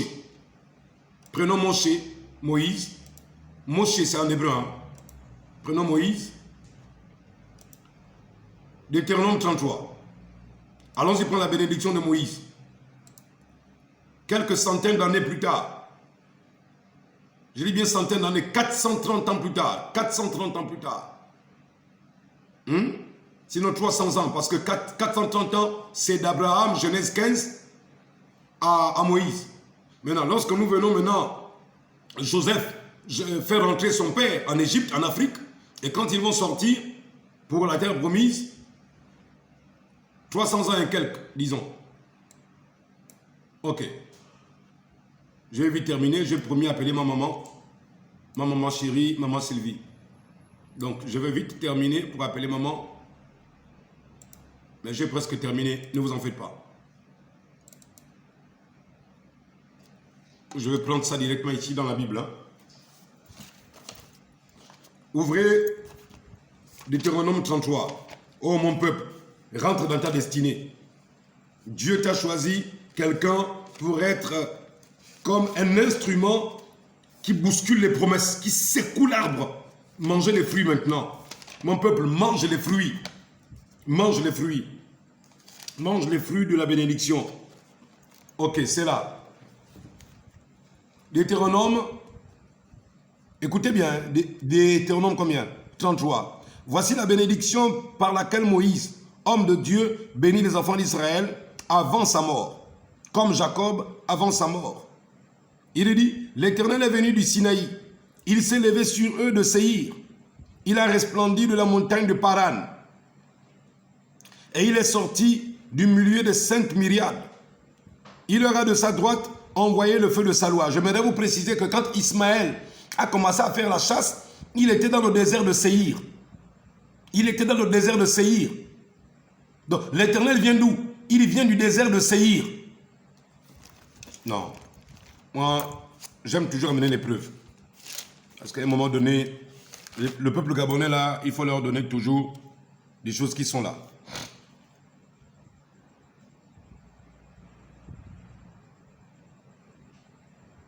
Attendez, laissez-moi vous retrouver ça, vite, vite.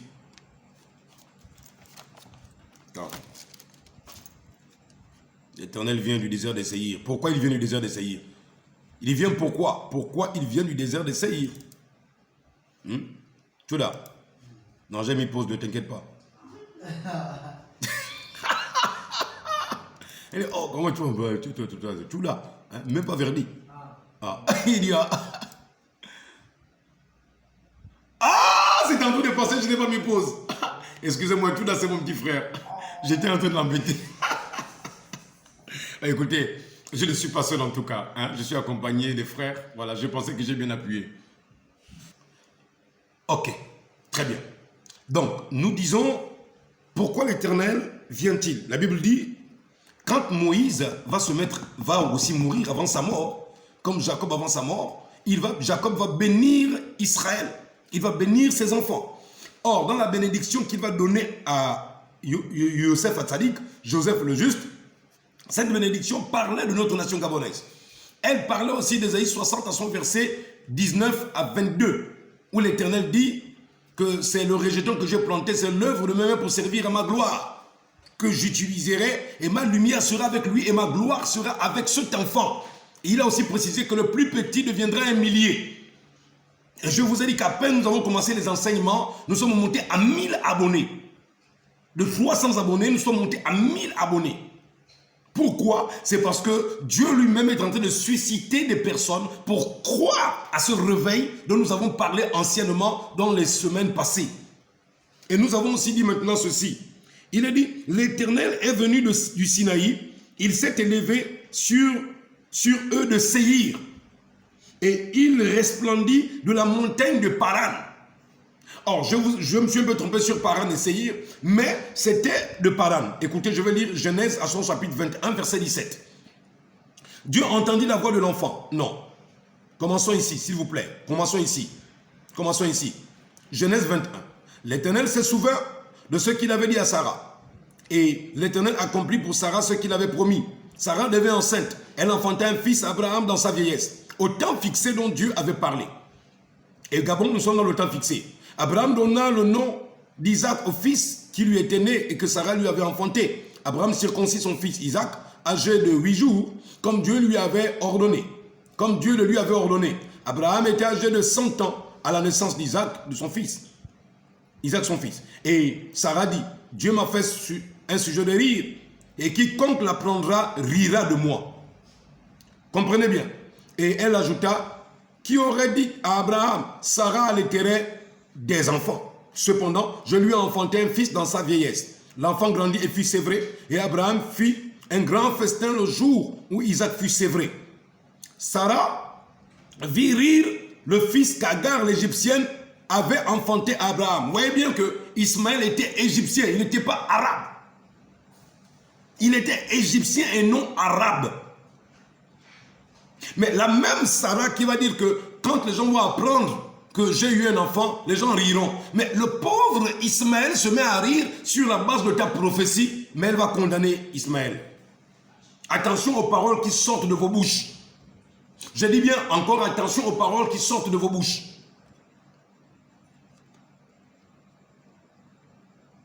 Sarah vit rire le fils qu'Agar, l'égyptienne, avait enfanté à Abraham. Et elle dit à Abraham, chasse cette servante et son fils, car le fils de cette servante n'héritera pas avec mon fils, avec Isaac. Cette parole n'est plus forte aux yeux d'Abraham à cause de son fils. Mais Dieu dit à Abraham, que cela ne déplaise pas à tes yeux à cause de l'enfant de ta servante, et à cause de l'enfant et de ta servante.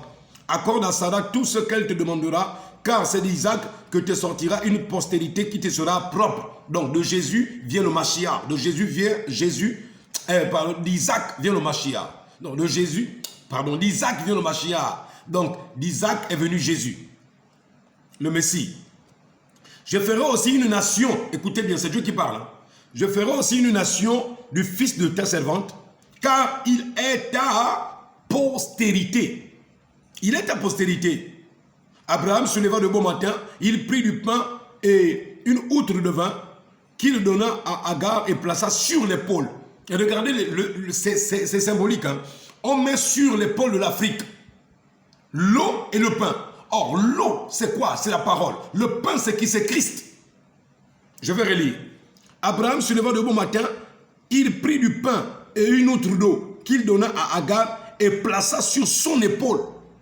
Qu'est-ce que l'épaule, c'est quoi? C'est la domination. Donc, pourquoi l'Afrique va dominer Israël? Pourquoi l'Afrique va dominer les nations? C'est à cause de la parole.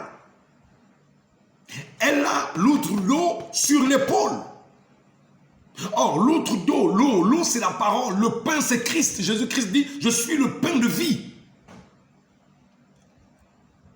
Et il lui remit aussi l'enfant et la renvoya. Et elle s'en alla et s'égara dans le désert de Beersheba. Quand l'eau de l'outre fut épuisée, elle laissa l'enfant sous un des arbrisseaux. Et alla s'asseoir vis-à-vis à une portée d'arc, car elle disait que je ne voie pas mourir mon enfant. Elle s'assit donc vis-à-vis de lui, éleva la voix et pleura. Dieu entendit la voix de l'enfant. Comme aujourd'hui, Dieu est en train d'entendre ma voix qui parle au Gabon. Dieu est en train d'entendre ma voix qui parle aux Gabonais et aux Gabonaises. Dieu a entendu la voix de l'enfant. Et l'ange de Dieu appela du ciel Agar et lui dit, qu'as-tu Agar? Ne crains point, mon frère, mon fils, ma fille, ne crains point. Car Dieu a entendu la voix de l'enfant dans le lieu où il est. Et Dieu est en train d'entendre ma voix qui est en train de parler au peuple gabonais sous sa recommandation et sous la volonté suprême de lui Madonna et du Seigneur Jésus-Christ, Yahushua Mashiach. Lève-toi, prends l'enfant et saisis-le de ta main, car je ferai de lui une grande nation. Dites-moi là où Dieu a maudit l'enfant. Je dis, hein, dites-moi là où Dieu a maudit l'enfant. Oh, Ismaël, c'est l'Arabie. Attention, Paul l'a expliqué à sa manière et à son entendement. Je dis bien, Paul l'a expliqué à sa manière et à son entendement. Je ne viens pas contredire ce que Paul a dit, mais je viens dire que Paul l'a entendu à sa manière. Mais ici, nous sommes les descendants de l'Afrique. Donc nous prenons ce que Paul n'a pas compris, ce n'était pas pour lui, c'était pour nous les Africains. Paul ne pouvait pas comprendre ça, ce n'est pas pour lui. Ismaël est de la race noire. Écoutez bien, continuons. Dieu lui ouvrit les yeux et elle vit un puits d'eau. Que Dieu t'ouvre les yeux et que tu vois le puits d'eau. Et elle alla remplir d'eau l'outre et donna à boire à l'enfant. Dieu fut avec l'enfant. Bon, dites-moi le contraire de ça. Comment vous me dites que, oh non, Dieu avait maudit l'enfant? Où ça? Arrêtez vos bêtises. Revenons à la Sainte Bible. Revenons à Dieu et à sa parole. Pas aux interprétations des hommes. Dieu fut avec l'enfant qui grandit. Écoutez ça. Et qui habitait dans le désert. Il devint un tireur d'arc. Et qu'est-ce qu'on a dit? Qu'est-ce qu'on a dit d'Ismaël? Et qu'est-ce qu'on a dit de Joseph? Joseph est un tireur d'arc. Poursuivez Joseph, il va vous viser avec les flèches des promesses de l'Éternel. Même Satan sera abattu. J'ai dit même Satan sera abattu. Il habitait dans le désert de Paran. Où est-ce qu'il habita? Dans le désert de Paran, hormis l'Égypte. Écoutez maintenant bien, il habitait dans le désert de Paran et sa mère lui prit une femme du pays d'Égypte. Église, tu comprends? Maintenant, lorsqu'Abraham vient bénir le peuple, Dieu vient d'où? Il vient de Paran. Mais il vient de Paran, pourquoi? Il est avec qui à Paran? Dans le désert de Paran là-bas. Écoutez, Genèse 21, verset 21. Il habitait là dans le désert de Paran. Et sa mère lui prit une femme du pays d'Égypte. Et en ces temps-là, Abimelech accompagnait, voilà. Donc, mais Dieu qui vient du désert de Paran, il est avec qui dans Paran? Attendez, calmez-vous. Je vais vous montrer ce que je vous ai dit là.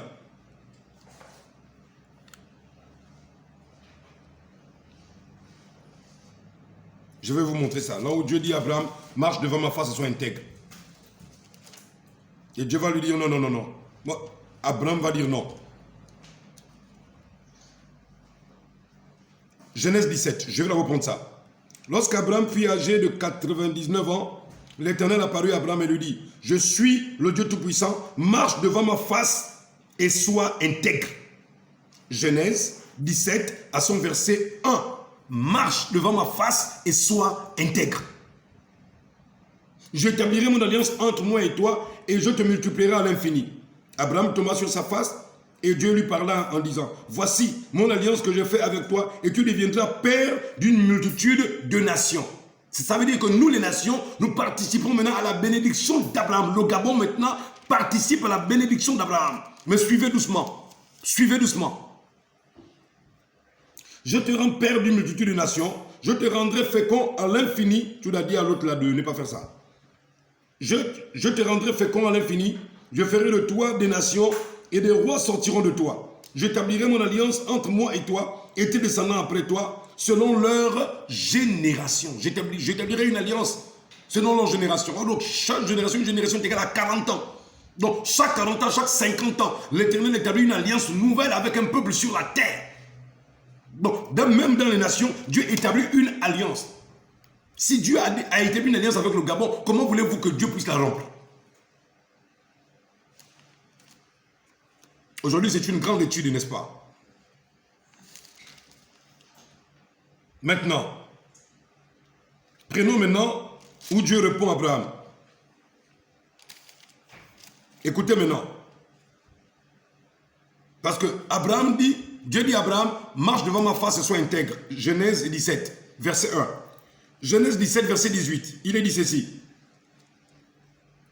Abraham dit à Dieu, oh, verset 18, hein, Genèse 17. Oh, qu'Ismaël vive devant ta face. Dieu dit à Abraham, marche devant ma face et sois intègre. Abraham dit, non, ça c'est compliqué. Non, non, non. Nous les Juifs, on ne peut pas porter la croix. Non, non. Le peuple qui doit transporter le bois, c'est le peuple de la race noire.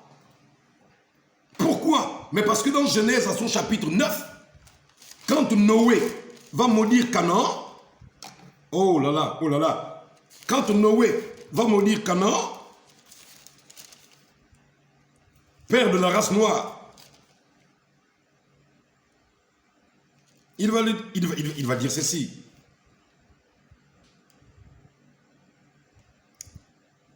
Genèse 9, verset 24.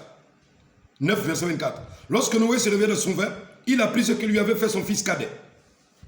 Et il dit, maudit soit Canaan, qu'il soit l'esclave, les esclaves de ses frères. Il dit encore, béni soit l'Éternel, Dieu de Sem, des Juifs, et que Canaan soit leur esclave, que Dieu étende les possessions de Japheth, qu'il habite dans les tentes de Sem, et que Canaan soit leur esclave. Pourquoi l'Afrique a souffert de la traite négrière? Pourquoi nous étions des esclaves? Quelle est cette malédiction ancestrale, biblique, de Genèse qui nous poursuivait? C'était la malédiction de Noé. Souvenez-vous, quand Dieu détruisit la terre, il n'y avait que 3 races. La race de Sem, Cam et Japheth. Sem, Cam et Japheth. Sem, les Juifs, Japheth, les nations, Cam, l'Afrique. Voici les 3 races. Mais je vous ai dit que la race qui a toujours été puissante sur la terre, c'est la race noire. Ça, c'est preuve irréfutable. Si vous voulez qu'on en fasse des enseignements, écrivez-moi et dites, pasteur, prêche sur ça. Et je saurai que c'est le temps. Donc l'Afrique a toujours été une nation puissante sur la terre. Elle le restera jusqu'à la fin, juste au retour de Jésus-Christ. C'est pourquoi c'est l'Afrique qui a porté le bois. Pourquoi? Parce que la race noire par Gabaon, le peuple de Gabaon, a porté le bois pour le sacrifice.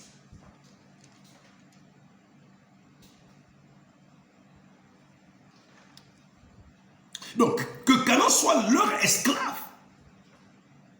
Et Noé va dire que Canaan soit l'esclave des esclaves. Donc, le petit-fils de Cam, qui est Canaan, sera maintenant l'esclave. Vous voyez pourquoi la traite négrière a duré les mêmes années qu'Israël. Israël a eu 430 ans d'esclavage. L'Afrique a eu 400 ans d'esclavage. Regardez le parallèle, faites le parallèle. L'Afrique, 400 ans d'esclavage. Or, les Blancs n'ont jamais payé pour ça. Jusqu'à maintenant, l'Europe n'a jamais payé pour ça. Mais ils vont payer maintenant. C'est le temps où l'Europe aura des catastrophes terribles qui n'ont jamais subi dans l'histoire.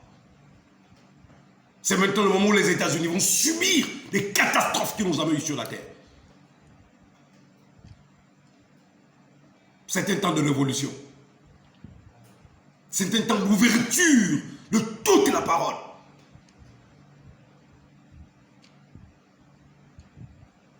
Les choses qui étaient en énigme sont révélées maintenant sous vos yeux. Qui suis-je? Je suis le représentant direct de Jésus-Christ. Il veut faire de toi aussi un de ses représentants. Une de ses représentantes. Je suis le témoin oculaire que Jésus-Christ n'est pas un mythe. Il est une personne. Il est vivant, il est réel, il est puissant. Il n'y a rien pour l'arrêter au Gabon. C'est l'esclave le puissant qui vous parle. Donc, Canaan devient l'esclave des esclaves. Voici pourquoi il fallait que quand Joseph est rentré même en Afrique, il devrait être un esclave. Mais un esclave qui est devenu le vice-président en Égypte. Qu'est-ce que vous ne comprenez pas, mon peuple? Pourquoi est-ce que moi, je me suis mis au service des pauvres? des prisonniers. Pourquoi? Et pourquoi ce n'est pas un homme politique qui a pourvu aux besoins de la fondation de 2016 à aujourd'hui? Pourquoi c'est l'Éternel lui-même, Adonai, Yahushua, qui a pourvu aux besoins de la fondation missionnaire? Je vous ai dit, demandez à Landry Washington, demandez à toutes ces personnes au Yabi, toutes ces personnes qui ont fait la prison pendant qu'on faisait les dons, qu'ils vous disent s'ils n'ont pas vu les œuvres qui ont été posées à la prison centrale de Libreville et à Port-Gentil. Qu'ils vous disent. À quelle heure sommes-nous? Nous ne sommes pas au temps de jouer les activistes. Nous sommes au temps du réveil. Nous sommes au temps du réveil.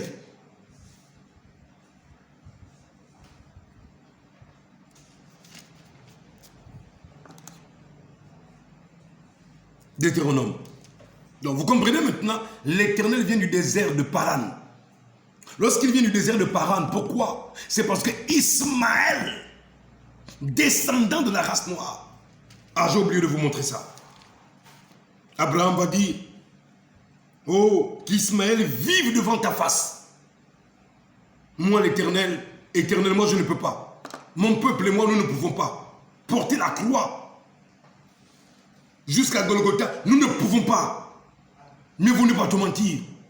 Donc, Abraham se déroge de ses fonctions. Qu'est-ce qu'il était? C'était un prophète. Il était ouais par une onction prophétique.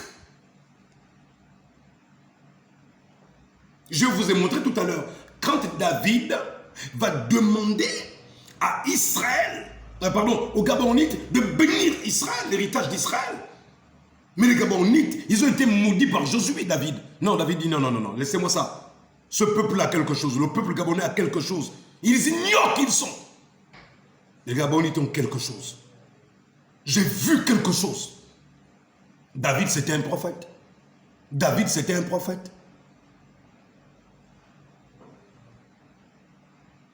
Il va dire, bénissez le peuple. Gabonais vont dire non. Non, non. Saoul a fait massacrer nos frères. Vous voulez que nous voulons bénir? Mais comment une race inférieure va bénir une race supérieure? Comment une race inférieure va bénir une race supérieure? C'est à cause de la révélation. Les Gabonites avaient eu la révélation de l'Éternel Dieu Tout-Puissant. Et cette révélation les rendait supérieurs maintenant aux Juifs. Qu'est-ce qui rend le Gabonais supérieur aux Juifs? C'est la révélation de Yahushua, de Jésus-Christ.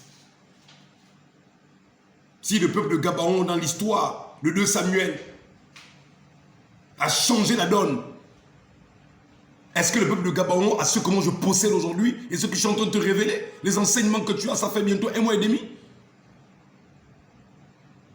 Si le peuple de Gabaon était là, il crierait aux oreilles des Gabonais, écoutez cet enfant, écoutez Joseph. Il vous conduit à la vérité, il vous conduit à Christ Jésus. Il vous montre les voies de la vérité. Alors Abraham dit à Dieu, oh qu'Ismaël vive devant ta face.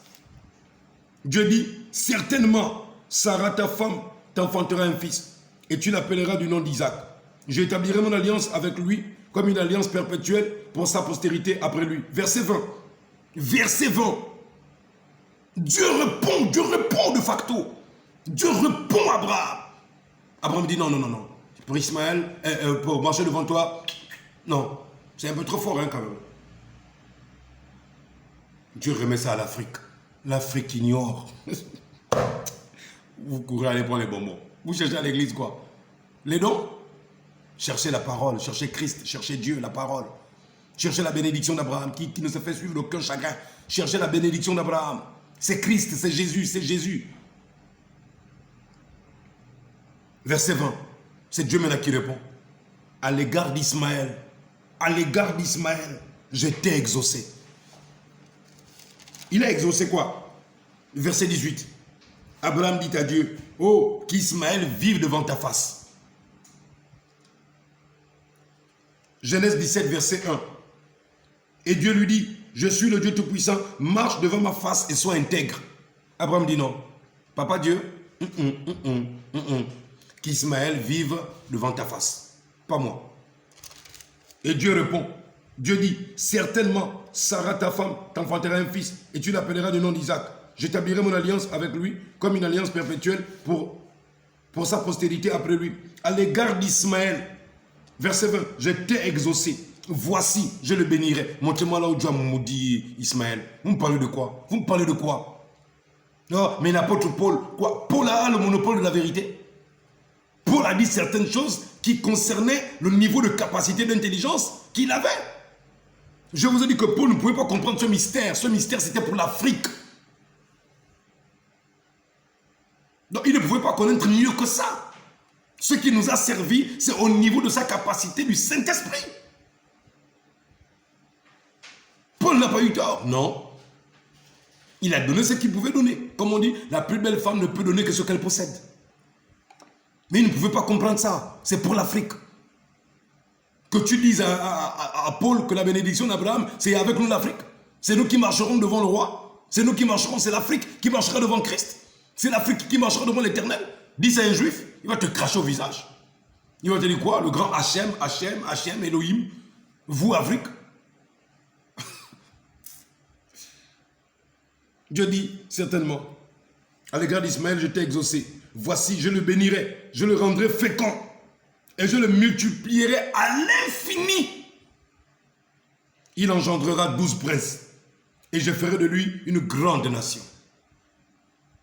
Vous voyez d'où viennent déjà les 12 enfants de Jacob? Avant que Jacob n'ait 12 enfants, qui a commencé à avoir 12 frères? Qui a commencé à avoir 12 fils? C'est Ismaël. C'est qui ça? Ismaël. Ismaël vient avant Jacob. Ismaël, c'est le frère d'Isaac. L'autre naît de l'Afrique, l'autre naît d'Israël. Isaac naît d'Israël. Ismaël naît de l'Afrique. Qu'est-ce que Dieu faisait? Pourquoi Dieu a-t-il laissé Abraham aller prendre une femme égyptienne? C'était pour vous dire que l'Afrique est dans le plan de la bénédiction de Dieu. Le Gabon est dans le plan de la bénédiction de Dieu. Alors réveille-toi maintenant, arrête un peu de pleurer là. Bon, je reviens maintenant. Il est sorti du milieu Deutéronome 33. Je pense que c'est clair maintenant. Dieu vient du désert. Il vient du désert pourquoi? Parce qu'il a une alliance avec Ismaël. C'est Ismaël qui marche devant sa face. C'est l'Afrique. C'est la race noire qui marche devant l'Éternel. Est-ce que c'est assez clair ça maintenant? Voici la bénédiction par laquelle Moïse, homme de Dieu, bénit les enfants d'Israël avant sa mort. Il dit, l'Éternel est venu du Sinaï. Il s'est levé sur eux de Séhir. Il a resplendu de la montagne de Paran. Et je vous ai dit quoi? Qui était au désert de Paran? Ismaël.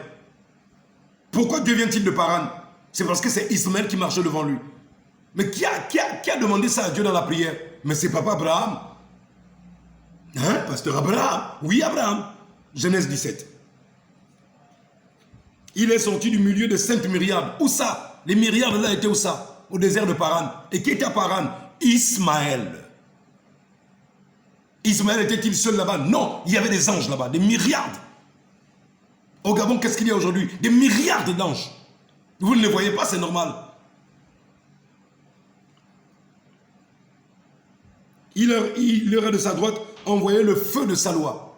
La parole qui sort aujourd'hui, c'est comme un feu. C'est un feu d'ailleurs, pas comme, c'est un feu qui consume, ronce et épine. Oui, il aime les peuples. Dieu quoi? Dieu quoi ça? Aime les peuples. Gabon, Dieu quoi ça? Aime les peuples. Donc Dieu t'aime Gabon? Oui. Oui, il aime les peuples. Tous ces saints sont dans ta main. Tous ces saints sont dans ta main. Tu es où? Dans la main de ton grand-père? Oh, je te vois, on t'a mangé. Oh, je te vois, oh, les sorciers. Ah, mais passez là-bas. C'est quoi le problème? Comment les pasteurs là vous ensorcellent comme ça là?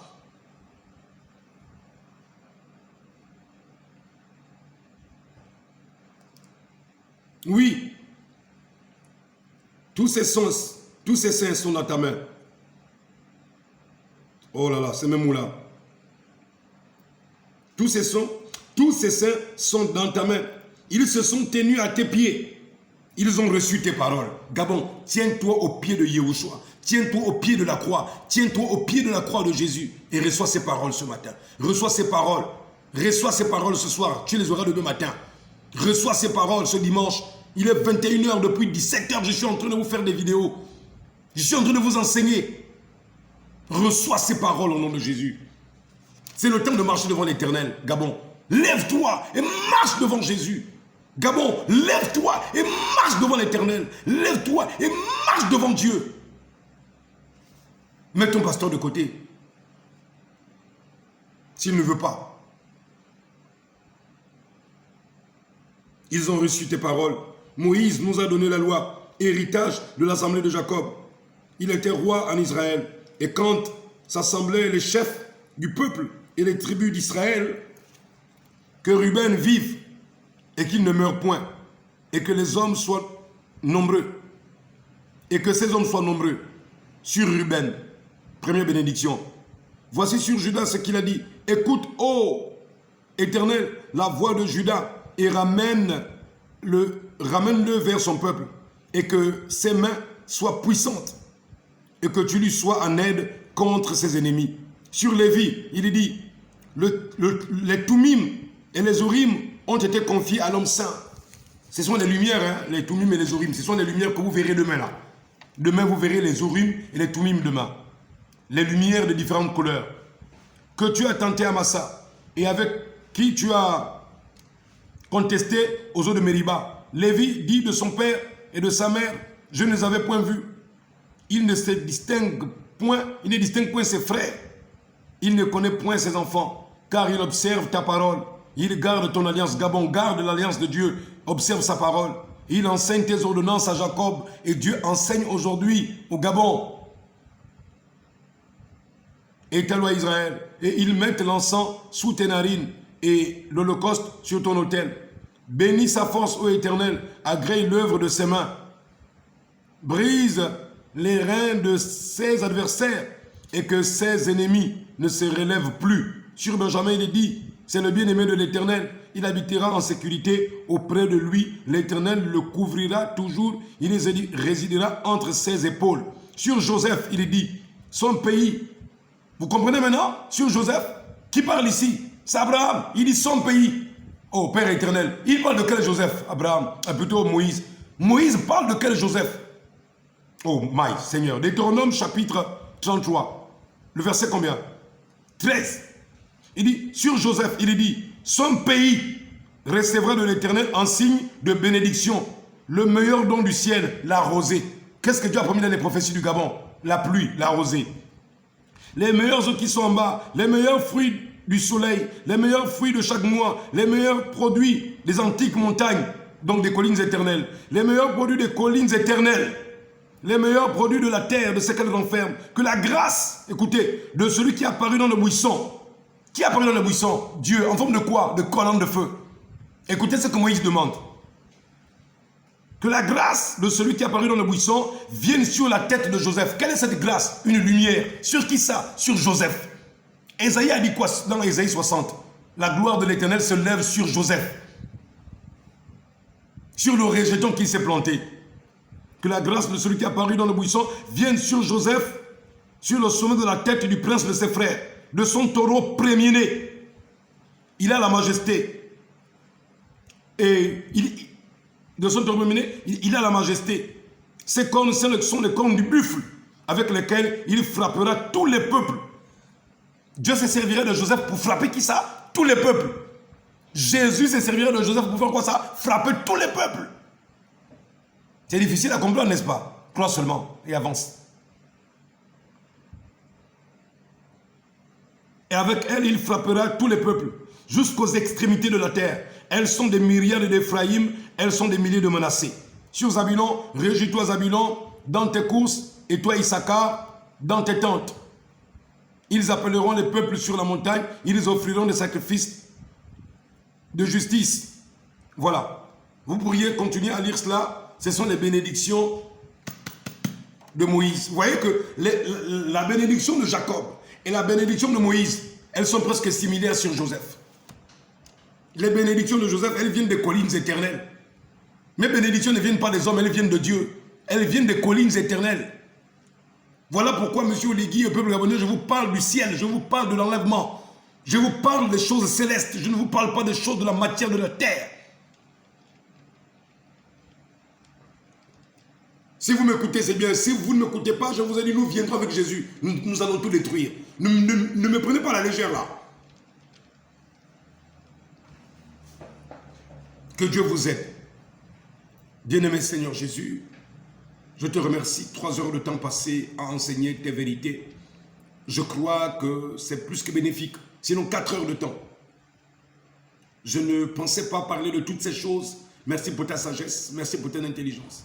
Merci Seigneur Jésus parce que je sais et je crois de tout mon cœur que tu avais préparé ces moments pour que ce peuple gabonais que tu as tant aimé et dans lequel tu viens accomplir une œuvre puissante se réveille Seigneur, que nous soyons chacun un rejetant de ta part et que chacun de nous occupe une part de responsabilité dans ce que tu viens faire dans cette nation gabonaise Seigneur Jésus. Il est plus tard qu'on ne le pense, il est plus tard qu'on ne le croit.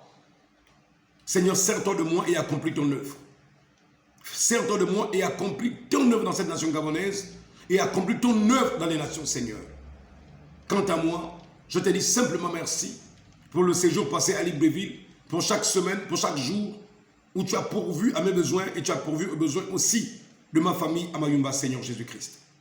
Bénis, ô Dieu, ma chère tendre épouse, qui supporte, Seigneur, ô Dieu, autant de semaines